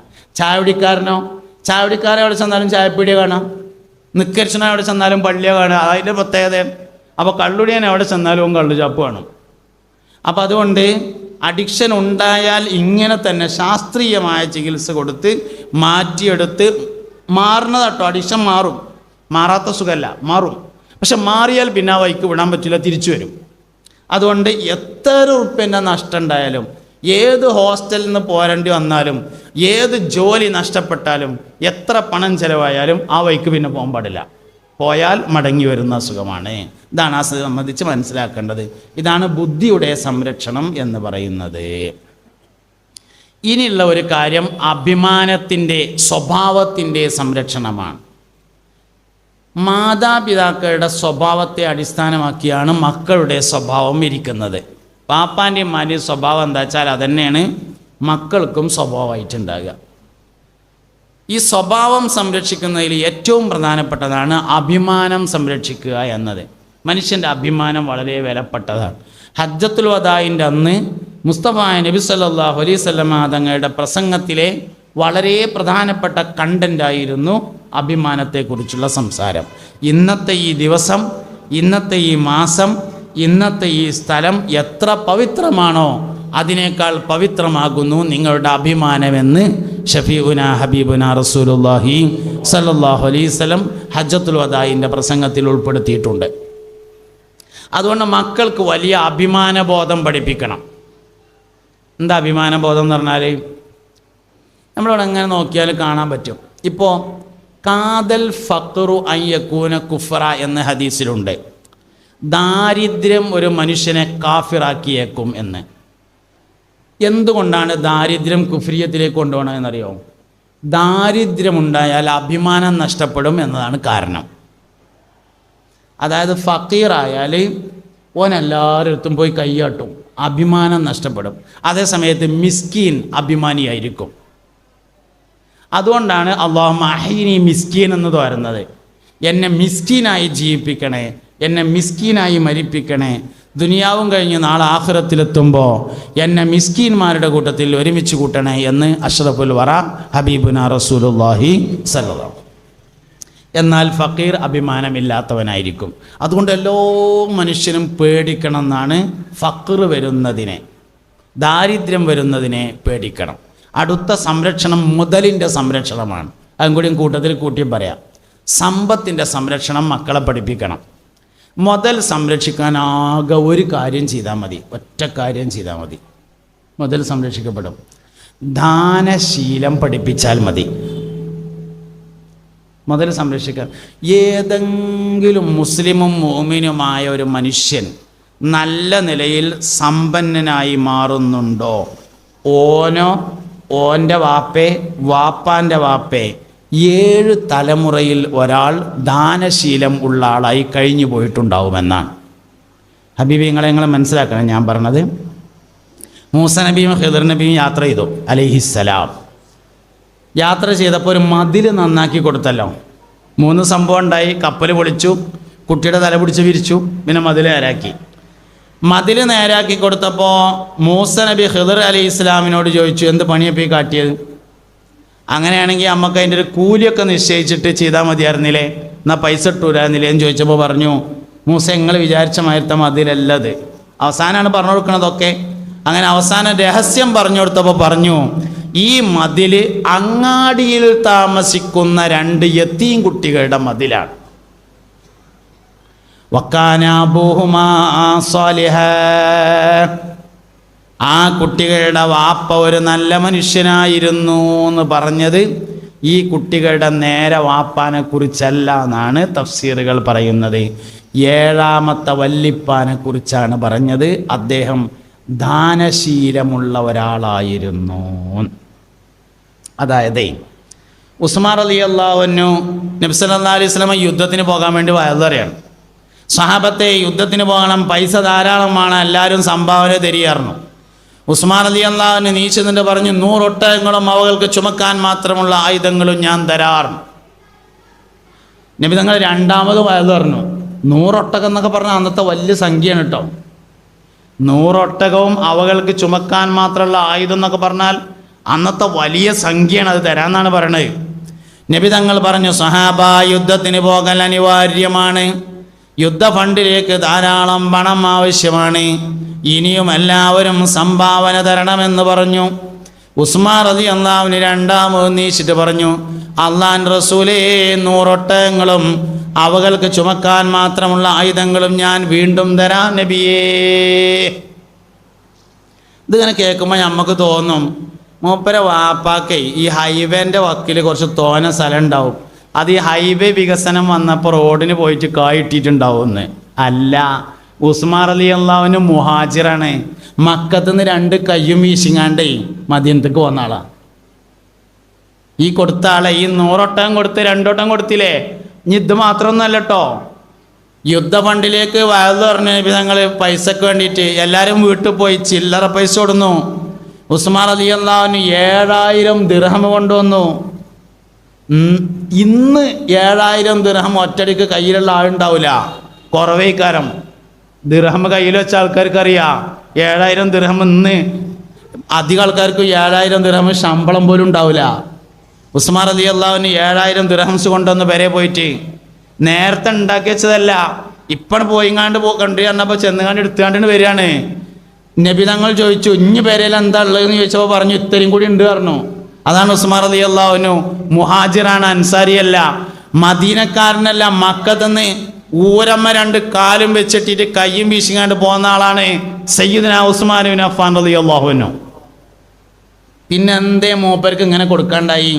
ഉസ്മാൻ റളിയല്ലാഹു അൻഹുവിൻ്റെ വാപ്പ അഫ്ഫാൻ എന്ന് പറയുന്ന ആള് ദാനശീലമുള്ള ആളായിരുന്നു എന്നതാണ് മഹാനവറുകൾക്ക് പൈസ ഉണ്ടായതിൻ്റെ കാരണം. നിങ്ങൾക്ക് മനസ്സിലാവുണ്ടാവില്ല അയ്യോ നീ പറഞ്ഞത്. ഏതെങ്കിലും ഒരു മനുഷ്യൻ നല്ല നിലയിൽ ഹക്ക് ബാത്തിൽ പാലിച്ചുകൊണ്ട് മുതലാളിയാകുന്നുണ്ടെങ്കിൽ ഓനോ വാപ്പാൻ്റെ വാപ്പേ ഒരു മനുഷ്യൻ ദാനം ചെയ്താൽ അതിൻ്റെ 10 ഇരട്ടി തിരിച്ചു കിട്ടുന്നത് 7 തലമുറ പിന്നിടുന്നതിന് മുമ്പാണ്. നമ്മൾ 10 റുപ്യ ഒരാൾക്ക് കൊടുത്താൽ അത് 10 ഇരട്ടിയായി അള്ളാഹു തിരിച്ചു തരും. എപ്പോഴാണ് തരുന്നത്? അവൻ്റെ 7 തലമുറ പിന്നിടുന്നതിന് മുമ്പ് തിരിച്ചു കൊടുക്കും. ദുന്യാവ് തന്നെ കൊടുക്കും, ആഖിറത്തു നിന്നല്ല, ആഖിറത്തു നിന്ന് വേറെയും കൊടുക്കും. അതാണ്. അപ്പോൾ 7 തലമുറയുടെ സമ്പത്ത് സംരക്ഷിക്കാൻ ദാനശീലമുള്ള ഒരാളുണ്ടായാൽ മതിയാവും. എന്നെ സംഗതി. അതുകൊണ്ട് സമ്പത്ത് സംരക്ഷിക്കണമെങ്കിൽ ദാനശീലം പഠിപ്പിക്കണം. ഞമ്മക്ക് ആദ്യം വേണം മക്കളെ പഠിപ്പിക്കണം. ഉച്ചക്ക് ചോറ് കഴിച്ചിങ്ങാണ്ട് ഡൈനാളിൽ ഇങ്ങനെ ഇരിക്കുകയാണ്. അപ്പോൾ വാതിലും ഒരാൾ വന്നാണ്ട് ബെല്ലടിച്ചു. കർട്ട നീക്കിയിട്ട് ഇങ്ങനെ നോക്കുമ്പോൾ കാലുകൊണ്ട് ചെയ്യാത്ത ആളാണ്. രണ്ട് സമീപനം സ്വീകരിക്കാം. കാണാത്ത മാതിരി ഇങ്ങനെ ഇരിക്കാം. മനുഷ്യന് അല്ലെങ്കിൽ തന്നെ നയ പൈസ ഇല്ലാത്തടത്ത് ഓരോന്ന് ഏന്തി വലിഞ്ഞ് കയറിയോ നിൽക്കണത് എന്ന് പറഞ്ഞിട്ട് അങ്ങനെ ഇരിക്കാൻ പറ്റും? കായൊന്നുമില്ല. എന്നാലും വല്യമ്മക്ക് ഗുളിക വാങ്ങാൻ വേണ്ടി വെച്ച പൈസ ഉണ്ടായിരുന്നു. അതിനൊരു 5 കൊട്ടനുറുപ്പ് എടുത്തിട്ട് മോനെ വിളിച്ചിട്ട് പറഞ്ഞു, മോനെ ബാപ്പാൻ്റെ അടുത്ത് ഒന്നുമില്ല, എന്നാലും നമ്മളെ അടുത്ത് നിന്ന് എന്തേലും കിട്ടുമെന്ന് കരുതിയിട്ട് വന്നതല്ല അയാൾ ഈ റമദാൻ മാസത്തിൽ. ബാപ്പാൻ്റെ കുട്ടി ഇതാണ് കൊണ്ടേ കൊടുത്തളാന്ന് പറഞ്ഞിട്ടാണ് കൊടുത്തയച്ചാൽ ആ മകന് പഠിയുന്നതിനെയാണ് ദാനശീലം എന്ന് പറയുന്നത്. അതങ്ങോട്ട് പഠിപ്പിച്ചാൽ സമ്പത്ത് സംരക്ഷിക്കപ്പെടും. മുതൽ സംരക്ഷിക്കപ്പെടാൻ ഒറ്റ വഴി മാത്രമേ ഉള്ളൂ, ദാനശീലം പഠിപ്പിക്കുക. മാതാപിതാക്കൾ പഠിപ്പിക്കേണ്ടതാണ് ഇത്, ദാനശീലം. ഒരു നാടിൻ്റെ പുരോഗതി ആ നാട്ടിലുള്ള ദാനശീലമുള്ള ആളുകളാണ്. ഒരു കുടുംബത്തിൻ്റെ പുരോഗതി ആ കുടുംബത്തിൽ ദാനശീലമുള്ള ആളാണ്. അതുകൊണ്ട് സമ്പത്തിൻ്റെ സംരക്ഷണമാണ് 6ാമത്തെ സംരക്ഷണം. അതിങ്ങനെയാണ് സംരക്ഷിക്കേണ്ടത്, ദാനശീലം പഠിപ്പിച്ചുകൊണ്ടാണ്. സഹോദരങ്ങളെ, അതുകൊണ്ട് ഞാൻ ആദ്യം പറഞ്ഞ ആശയം, വാപ്പിമ്മയും മക്കളെ അള്ളാഹുവിൽ തവക്കുലാക്കണം. തവക്കുലിൻ്റെ വിജയമാണ് മക്കളിലെ വിജയം. നമ്മൾ നോക്കിയാലൊന്നും എത്തൂല. അതുകൊണ്ട് പഠിച്ചവനെ ഇജ്ജ് നോക്ക് എന്ന് പറയാൻ പറ്റണം. അള്ളാഹുവെ നിന്നെ ഞാൻ ഏൽപ്പിച്ചു, ഇജ്ജ് നോക്കി മനസ്സറിഞ്ഞ് ദ്വാരന്നിട്ട് അള്ളാഹുവിനെ ഏൽപ്പിക്കുക എന്നുള്ളതിന് 1ാമത്തെ കാര്യം. 2ാമത്തെ കാര്യം, വാപ്പ മക്കളുടെ രഹസ്യമാകുന്നു എന്നാണ്. അതുകൊണ്ട് വാപ്പാൻ്റെ സ്വകാര്യങ്ങൾ മക്കൾ പരസ്യമാക്കും. 3ാമത്തെ കാര്യം, ഉമ്മാൻ്റെ ദുആയാണ് യഥാർത്ഥത്തിൽ മക്കൾ എന്ന് പറയുന്നത്. ഒരു തുള്ളി വെള്ളത്തിന് വേണ്ടി ഹാജറ ബീവി എന്ന നേരത്തെ അടിമ സ്ത്രീയായിരുന്ന പിന്നീട് സ്വതന്ത്രയായ ഇബ്രാഹിം നബി അലൈഹി ഇസ്ലാമിൻ്റെ ഭാര്യയായ ഹാജറ ബീവി, എൻ്റെ മോന് ഒരു തുള്ളി വെള്ളം തരണേന്ന് ദ്വാരുന്നതാണ് സംസമിൻ്റെ പിന്നിലെ രഹസ്യം. മാതാപിതാക്കൾ മക്കൾക്ക് വേണ്ടി ആഗ്രഹിക്കുന്നത് കാലങ്ങളോളം ഗുണമുള്ളതായി മാറും. 6 സംരക്ഷണങ്ങൾ മക്കൾക്ക് കൊടുക്കണമെന്നാണ് ഞാൻ പറഞ്ഞത്. 1 ഈമാൻ്റെ സംരക്ഷണമാണ്. അതിന് മുത്തുനബിനെ പരിചയപ്പെടുത്തണം സല്ലല്ലാഹു അലൈഹി വസല്ലം. മാസത്തിലൊരു ചെറിയ മൗലൂദൊക്കെ പെരയിൽ നടക്കണം. പുറത്തുനിന്ന് ആരും ഇല്ലെങ്കിൽ വേണ്ട, പാപ്പി മക്കളും കൂടി ഓതിയാൽ മതി. എന്തായാലും ഇടയ്ക്കൊക്കെ നമ്മൾ പിന്നെ ബ്രോസ്റ്റും പിന്നെ അൽഫാമും ഒക്കെ വാങ്ങുമല്ലോ. അന്ന് ഒരു ഹദീസ് മങ്കൂസ് മൗലൂദ് മുത്തുനബിനെ പെരയിൽ ഇങ്ങനെ പറയണം. വണ്ടിയിൽ എല്ലാവരും കൂടി ഒരിക്കലും പോകുമ്പോൾ നമ്മൾ എന്തായാലും പാട്ടിടും. മധുഹുൻ നബി ആയിരിക്കണം അത് സല്ലല്ലാഹു അലൈഹി വസല്ലം. എന്തെങ്കിലും കാര്യങ്ങളൊക്കെ ചെയ്യുമ്പോൾ അതിൽ സുന്നത്തിനെയും ഇത്തിബായിനെയും പാലിക്കണം. അത് മക്കളെ ബോധ്യപ്പെടുത്തണം. അങ്ങനെ പുണ്യനബി ഒഴിച്ചുകൂടാൻ പറ്റാത്തൊരു സംഗതിയായി കുട്ടികൾക്ക് മാറിയാൽ ഈമാൻ സംരക്ഷിക്കപ്പെടും. 2ാമത്തേത് ഇൽമിൻ്റെ സംരക്ഷണമാണ്. ഇൽമിൻ്റെ സംരക്ഷണം എന്ന് പറഞ്ഞാൽ ഭൗതിക തലം ഉയരുന്നതിനനുസരിച്ച് ആത്മീയ തലത്തെ ഉയർത്തിക്കൊണ്ടുവരലാണ്. ദീനിയായ ഇൽമുമായി ചെറിയ ഒരു ബന്ധം നിലനിർത്തണം. ഭൗതിക വിജ്ഞാനം പഠിക്കുമ്പോൾ ഒന്നും പഠിക്കണമെങ്കിലും കുഴപ്പമൊന്നും പറ്റൂല. പഠിക്കണുണ്ടോ മതവിദ്യാഭ്യാസവുമായി ചെറിയൊരു ബന്ധം നിലനിർത്തണം. അതൊരു ഉസ്താദിനായിട്ടുള്ളൊരു ബന്ധം നിലനിർത്തിയാലും മതി, ഒരു ഓൺലൈൻ കോഴ്സ് ചേർന്നാലും മതി, ഒരു കോളേജിൽ ഒരു പള്ളി ദർസിൽ സുബഹിക്കെങ്കിലും ഒന്ന് പോയാലും മതി. അങ്ങനെ എന്തെങ്കിലും ദീനിയായ ഉലൂമുമായി ബന്ധം നിലനിർത്തിയില്ലെങ്കിൽ ഭൗതിക തലം വരുന്നതിനനുസരിച്ച് ആത്മീയ തലം വളരാതെയാവും. 3ാമത്തെ കാര്യം, ശരീരത്തിൻ്റെ സംരക്ഷണമാണ് മാതാപിതാക്കൾ പഠിപ്പിക്കേണ്ടത്. ശരീരത്തിൻ്റെ സംരക്ഷണം കുറേ ഉണ്ട്. ഭക്ഷണ മര്യാദകൾ ഒക്കെ പെട്ടതാണ്. വളരെ പ്രധാനപ്പെട്ട കാര്യമാണ് വൃത്തി പരിപാലിക്കുക എന്നത്. ശരീരവും വസ്ത്രവും വിരിപ്പും നിൽക്കുന്ന സ്ഥലം ഇരിക്കുന്ന സ്ഥലം ചെരിപ്പ് എല്ലാം വൃത്തി ഉണ്ടാക്കി ജീവിക്കാൻ വേണ്ടി മാതാപിതാക്കൾ പഠിപ്പിക്കണം.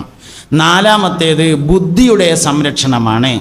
ബുദ്ധിയുടെ സംരക്ഷണം എന്ന് പറഞ്ഞാൽ മദ്യം മയക്കുമരുന്നിൽ നിന്ന് കാക്കലാണ് ഇന്നത്തെ വലിയ സംരക്ഷണം. അടയാളങ്ങൾ ശ്രദ്ധിക്കലാണ് വേണ്ടത്. ചെറിയ ചെറിയ പൈസ കളവ് പോകുക പെരേന്ന്. ഇഷ്ടപ്പെട്ട സാധനങ്ങൾ വിൽപ്പന നടത്താൻ വേണ്ടി ശ്രമിക്കുക. മാതാപിതാക്കൾക്ക് പരിചയമില്ലാത്ത മുതിർന്ന ആളുകളുമായി അമിതമായി ഇടപഴകുന്നത് ശ്രദ്ധയിൽപ്പെടുക. 20 റുപ്യ 30 റുപ്യക്ക് ഇടക്കിടക്ക് പെരേന്ന് കാണാനില്ലാതാകുക. ഒഴിഞ്ഞിരുന്ന് ദൂരേക്ക് നോക്കുക. ഭക്ഷണത്തോട് താല്പര്യം കുറഞ്ഞു വരിക. കണ്ണിൻ്റെ ചുറ്റുഭാഗത്തും നിറവ്യത്യാസം വരിക. ഇങ്ങനെയൊക്കെയുള്ള അടയാളങ്ങൾ ശ്രദ്ധിക്കുക. അടയാളങ്ങൾ കാണുന്നുണ്ടെങ്കിൽ ശാസ്ത്രീയമായ ചികിത്സയ്ക്ക് വിധേയമാക്കണം. അതാണ് ബുദ്ധിയുടെ സംരക്ഷണം. അഞ്ചാമത്തേത് സ്വഭാവത്തിൻ്റെ സംരക്ഷണം എന്നതാണ്. അതിലേറ്റവും പ്രധാനപ്പെട്ടതാണ് അഭിമാനത്തിൻ്റെ സംരക്ഷണം. ആറാമത്തേത് സമ്പത്തിൻ്റെ സംരക്ഷണമാണ്. മുതൽ സംരക്ഷിക്കാൻ ഒറ്റ കാര്യം ചെയ്യേണ്ടതുള്ളൂ, ദാനശീലം പഠിപ്പിക്കുക. ദാനം കൊടുക്കാൻ പൈസ വേണം, അതേ സമയത്ത് ദാനശീലത്തിന് പൈസ വേണ്ട. ദാനം കൊടുക്കാൻ പൈസ വേണമല്ലോ, ദാനശീലത്തിന് പൈസ വേണ്ട. ആ ഒരു സ്വഭാവമാണ്, അത് ഉണ്ടായാൽ മതി. ഇപ്പം നമ്മളൊക്കെ പള്ളികളിലൊക്കെ പിരിവുണ്ടാവുമല്ലോ വെള്ളിയാഴ്ച. ചില ആൾക്കാർ ജുമയ്ക്ക് വരുമ്പോൾ ഒരു 10-ൻ്റെ തൊട്ട് ഒരു 50-ൻ്റെ തൊട്ട് 100-ൻ്റെ തൊട്ടൊക്കെ വെച്ചിങ്ങാണ്ട് വരും ഈശയിൽ. അങ്ങനെ മൂലിയർ ജുമ കഴിഞ്ഞിട്ട് ഇങ്ങനെ പറയും, ഒരു എത്തിയൻകുട്ടിയുടെ പിരിവുണ്ട്, കാര്യമായിട്ട് എല്ലാവരും സഹായിക്കണം, മഹല്ല് എന്നുള്ള കത്തുണ്ട്, നമ്മളല്ലാതെ വേറെ ആരും സഹായിക്കാനില്ല, അതിൻ്റെ പുറമെ അവിടുന്ന് സെക്രട്ടറി വിളിക്കുകയും ചെയ്തിരുന്നു എന്നൊക്കെ പറയുമ്പോൾ മനസ്സിലായി 100 റുപ്യയിലും കൊടുക്കണം, അതാണ് ആ വർത്താനം എന്ന് മനസ്സിലാവും. അപ്പോൾ 100 റുപ്യ കൊടുക്കും. അത്രയൊന്നും പറഞ്ഞിട്ടില്ല. ഒരു സാധുവായ മനുഷ്യൻ വന്നിട്ടുണ്ട്, അദ്ദേഹം പുറത്തുണ്ടാവും, പോകുമ്പോൾ എന്തേലും കൊടുത്താളി എന്ന് പറഞ്ഞാൽ മനസ്സിലായി 10 റുപ്യാണ് വേണ്ടത്, 10 റുപ്യ കൊടുക്കും. ഇങ്ങനെ ചെയ്യും ചില ആൾക്കാർ. ചില ആൾക്കാർ ആ പേഴ്സുള്ള കുപ്പായം പെരയിൽ വെച്ചിട്ട് നല്ലൊരു കുപ്പായം ഇട്ടാണ്ട് വരും. പള്ളിക്ക പിരിവ് പറയും. എന്നിട്ട് ഇങ്ങനെ പോകുമ്പോൾ മൂപ്പര് പോയിട്ട് ആ പീടി കയറിയിട്ട് പറയും, ഇവിടെ എന്നും നോക്കിയാലും പിരിവന്നെയാണ് എന്ന് പറയും. എന്നും കുപ്പായം മാറിയിട്ടിട്ടാണ് വരിക. എന്നാലും പറച്ചിൽ കൊടുക്കണമെന്ന് പറയില്ല. നിങ്ങൾ നോക്കിക്കോളി, കൊടുക്കണം പറയില്ല. അതേസമയത്ത് കൊടുക്കാത്തവൻ എന്ത് പറയും? ഇവിടെ എന്ന് നോക്കിയാലും പിരിവന്നെയാണ് എന്ന് പറയും. കൊടുക്കണവനുണ്ടായിക്കൊണ്ടേയിരിക്കും, കൊടുക്കാത്തവൻ കുപ്പായം മാറിയിട്ട് വന്നുകൊണ്ടേയിരിക്കും, ഓനുള്ളത് പോയി കൊണ്ടിരിക്കും. ദാനശീലം, ഒരു മഹല്ലത്തിൽ മാറ്റമുണ്ടാവണമെങ്കിൽ ആ മഹല്ലത്തുകാരെ ദാനശീലം പഠിപ്പിക്കണം. ഒരു കുടുംബത്തിൽ മാറ്റമുണ്ടാവണമെങ്കിൽ ആ കുടുംബത്തെ ദാനശീലം പഠിപ്പിക്കണം. അതുകൊണ്ട് സമ്പത്തിൻ്റെ സംരക്ഷണം എന്ന് പറയുന്നത് ദാനശീലമാണ്. ഇത്രയും കാര്യങ്ങളാണ് മക്കളുടെ സംരക്ഷണത്തിൽ പ്രധാനമായും ശ്രദ്ധിക്കേണ്ടത്. അല്ലാഹു റബ്ബുൽ ഇസ്സത്ത് നമ്മളെ എല്ലാവരെയും സാലിഹീങ്ങളിൽ ചേർക്കട്ടെ, നമ്മളെ മക്കളെ സാലിഹീങ്ങളാക്കട്ടെ.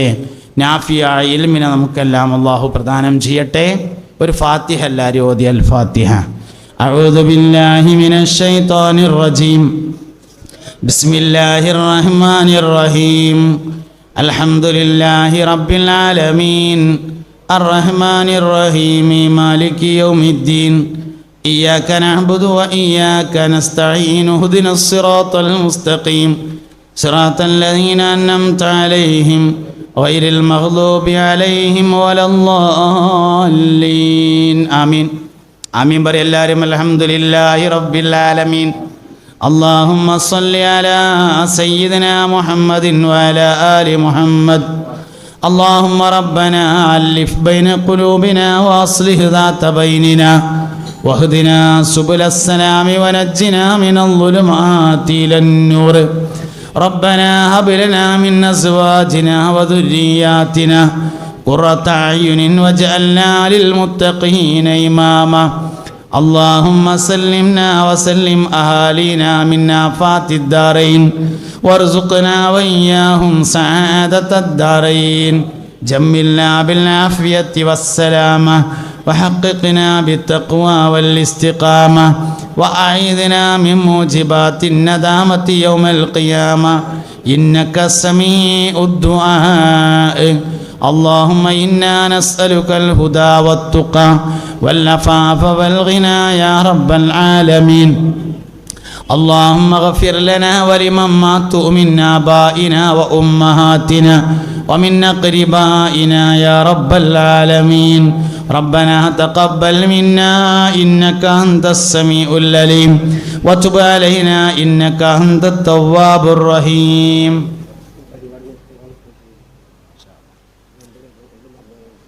ഇൻഷാ അല്ലാഹ്. മരണപ്പെട്ടു പോയ 2 ആൾക്ക് വേണ്ടി ദുആ ചെയ്യാൻ പറഞ്ഞിട്ടുണ്ട്. അതുപോലെ നമ്മുടെ ഈ പരിപാടിക്ക് കാര്യമായി സഹായിച്ച ഒരാൾക്ക് വേണ്ടി ദുആ ചെയ്യാൻ പറഞ്ഞിട്ടുണ്ട്. അല്ലാഹു റബ്ബുൽ ഇസ്സത്ത് ഈ പരിപാടി വിജയിപ്പിക്കാൻ വേണ്ടി ശരീരം കൊണ്ടും മനസ്സുകൊണ്ടും സമ്പത്ത് കൊണ്ടും അധ്വാനിച്ച എല്ലാവർക്കും വലിയ കൂലി നൽകട്ടെ. ഇതൊരു വലിയ ജാരിയായ സദഖയായി അല്ലാഹു കബൂൽ ചെയ്യട്ടെ. ഉപകാരമെടുക്കപ്പെടുന്ന അറിവ് എന്ന തരത്തിൽ അല്ലാഹു തആല ഈ സദസ്സിനെ കബൂൽ ചെയ്യട്ടെ. ഇതിനുവേണ്ടി സഹായിച്ച ആളുടെ എല്ലാ മുറാദുകളെയും അള്ളാഹു ഹാസിലാക്കി കൊടുക്കട്ടെ. ബക്കറ്റിൽ സഹായിച്ച ആൾക്കാരുണ്ട്, അള്ളാഹു അവർക്ക് വലിയ കൂലി കൊടുക്കട്ടെ. അതുപോലെ ഭക്ഷണം മറ്റു കാര്യങ്ങളൊക്കെ ഏർപ്പാട് ചെയ്ത ആളുകൾ അള്ളാഹു അവർക്ക് വലിയ കൂലി കൊടുക്കട്ടെ. അള്ളാഹു സുബ്ഹാനഹു വ തആല ഈ മദ്രസയെ കാലങ്ങളായി സഹായിച്ചു വരുന്ന ആളുകൾക്ക് വലിയ കൂലി കൊടുക്കട്ടെ. മരണപ്പെട്ടു പോയ രണ്ടാളുകൾക്ക് വേണ്ടി ദുആ ചെയ്യാൻ പറഞ്ഞിട്ടുണ്ട്. അവരുടെ ഖബറിനെ അള്ളാഹു സ്വർഗമാക്കട്ടെ. നമ്മളിൽ നിന്ന് മരണപ്പെട്ടു പോയ ഉമ്മവാപ്പമാർ, ഉസ്താദുമാർ, ബന്ധുക്കൾ, ദുആ ചെയ്യാൻ പറഞ്ഞവർ, നമ്മളെ സഹായിച്ചവർ എല്ലാവരുടെയും ഖബറിനെ അള്ളാഹു സ്വർഗമാക്കട്ടെ. ഇരുലോക വിജയികളിൽ ചേർത്തി അള്ളാഹു അനുഗ്രഹിക്കട്ടെ. തഖബ്ബൽ മിന്നാ ഇന്നക അൻതസ് സമീഉൽ അലീം വതുബ് അലൈനാ ഇന്നക അൻതത് തവ്വാബുർ റഹീം വഗ്ഫിർ ദുനൂബനാ യാ ഗാഫിറൽ മുദ്നിബീൻ ആമീൻ ബിറഹ്മതിക യാ അർഹമർ റഹീമീൻ. സുബ്ഹാനക അല്ലാഹുമ്മ വബിഹംദിക അഷ്ഹദു അൻ ലാ ഇലാഹ ഇല്ലാ അൻത അസ്തഗ്ഫിറുക വഅതൂബു ഇലൈക്. വസല്ലല്ലാഹു തആല വസല്ലമ അലാ ഖൈരി ഖൽഖിഹി സയ്യിദിനാ മുഹമ്മദിൻ വആലിഹി വസഹ്ബിഹി അജ്മഈൻ. അൽഹംദുലില്ലാഹി റബ്ബിൽ ആലമീൻ. ദുആ അസ്സലാമു അലൈക്കും.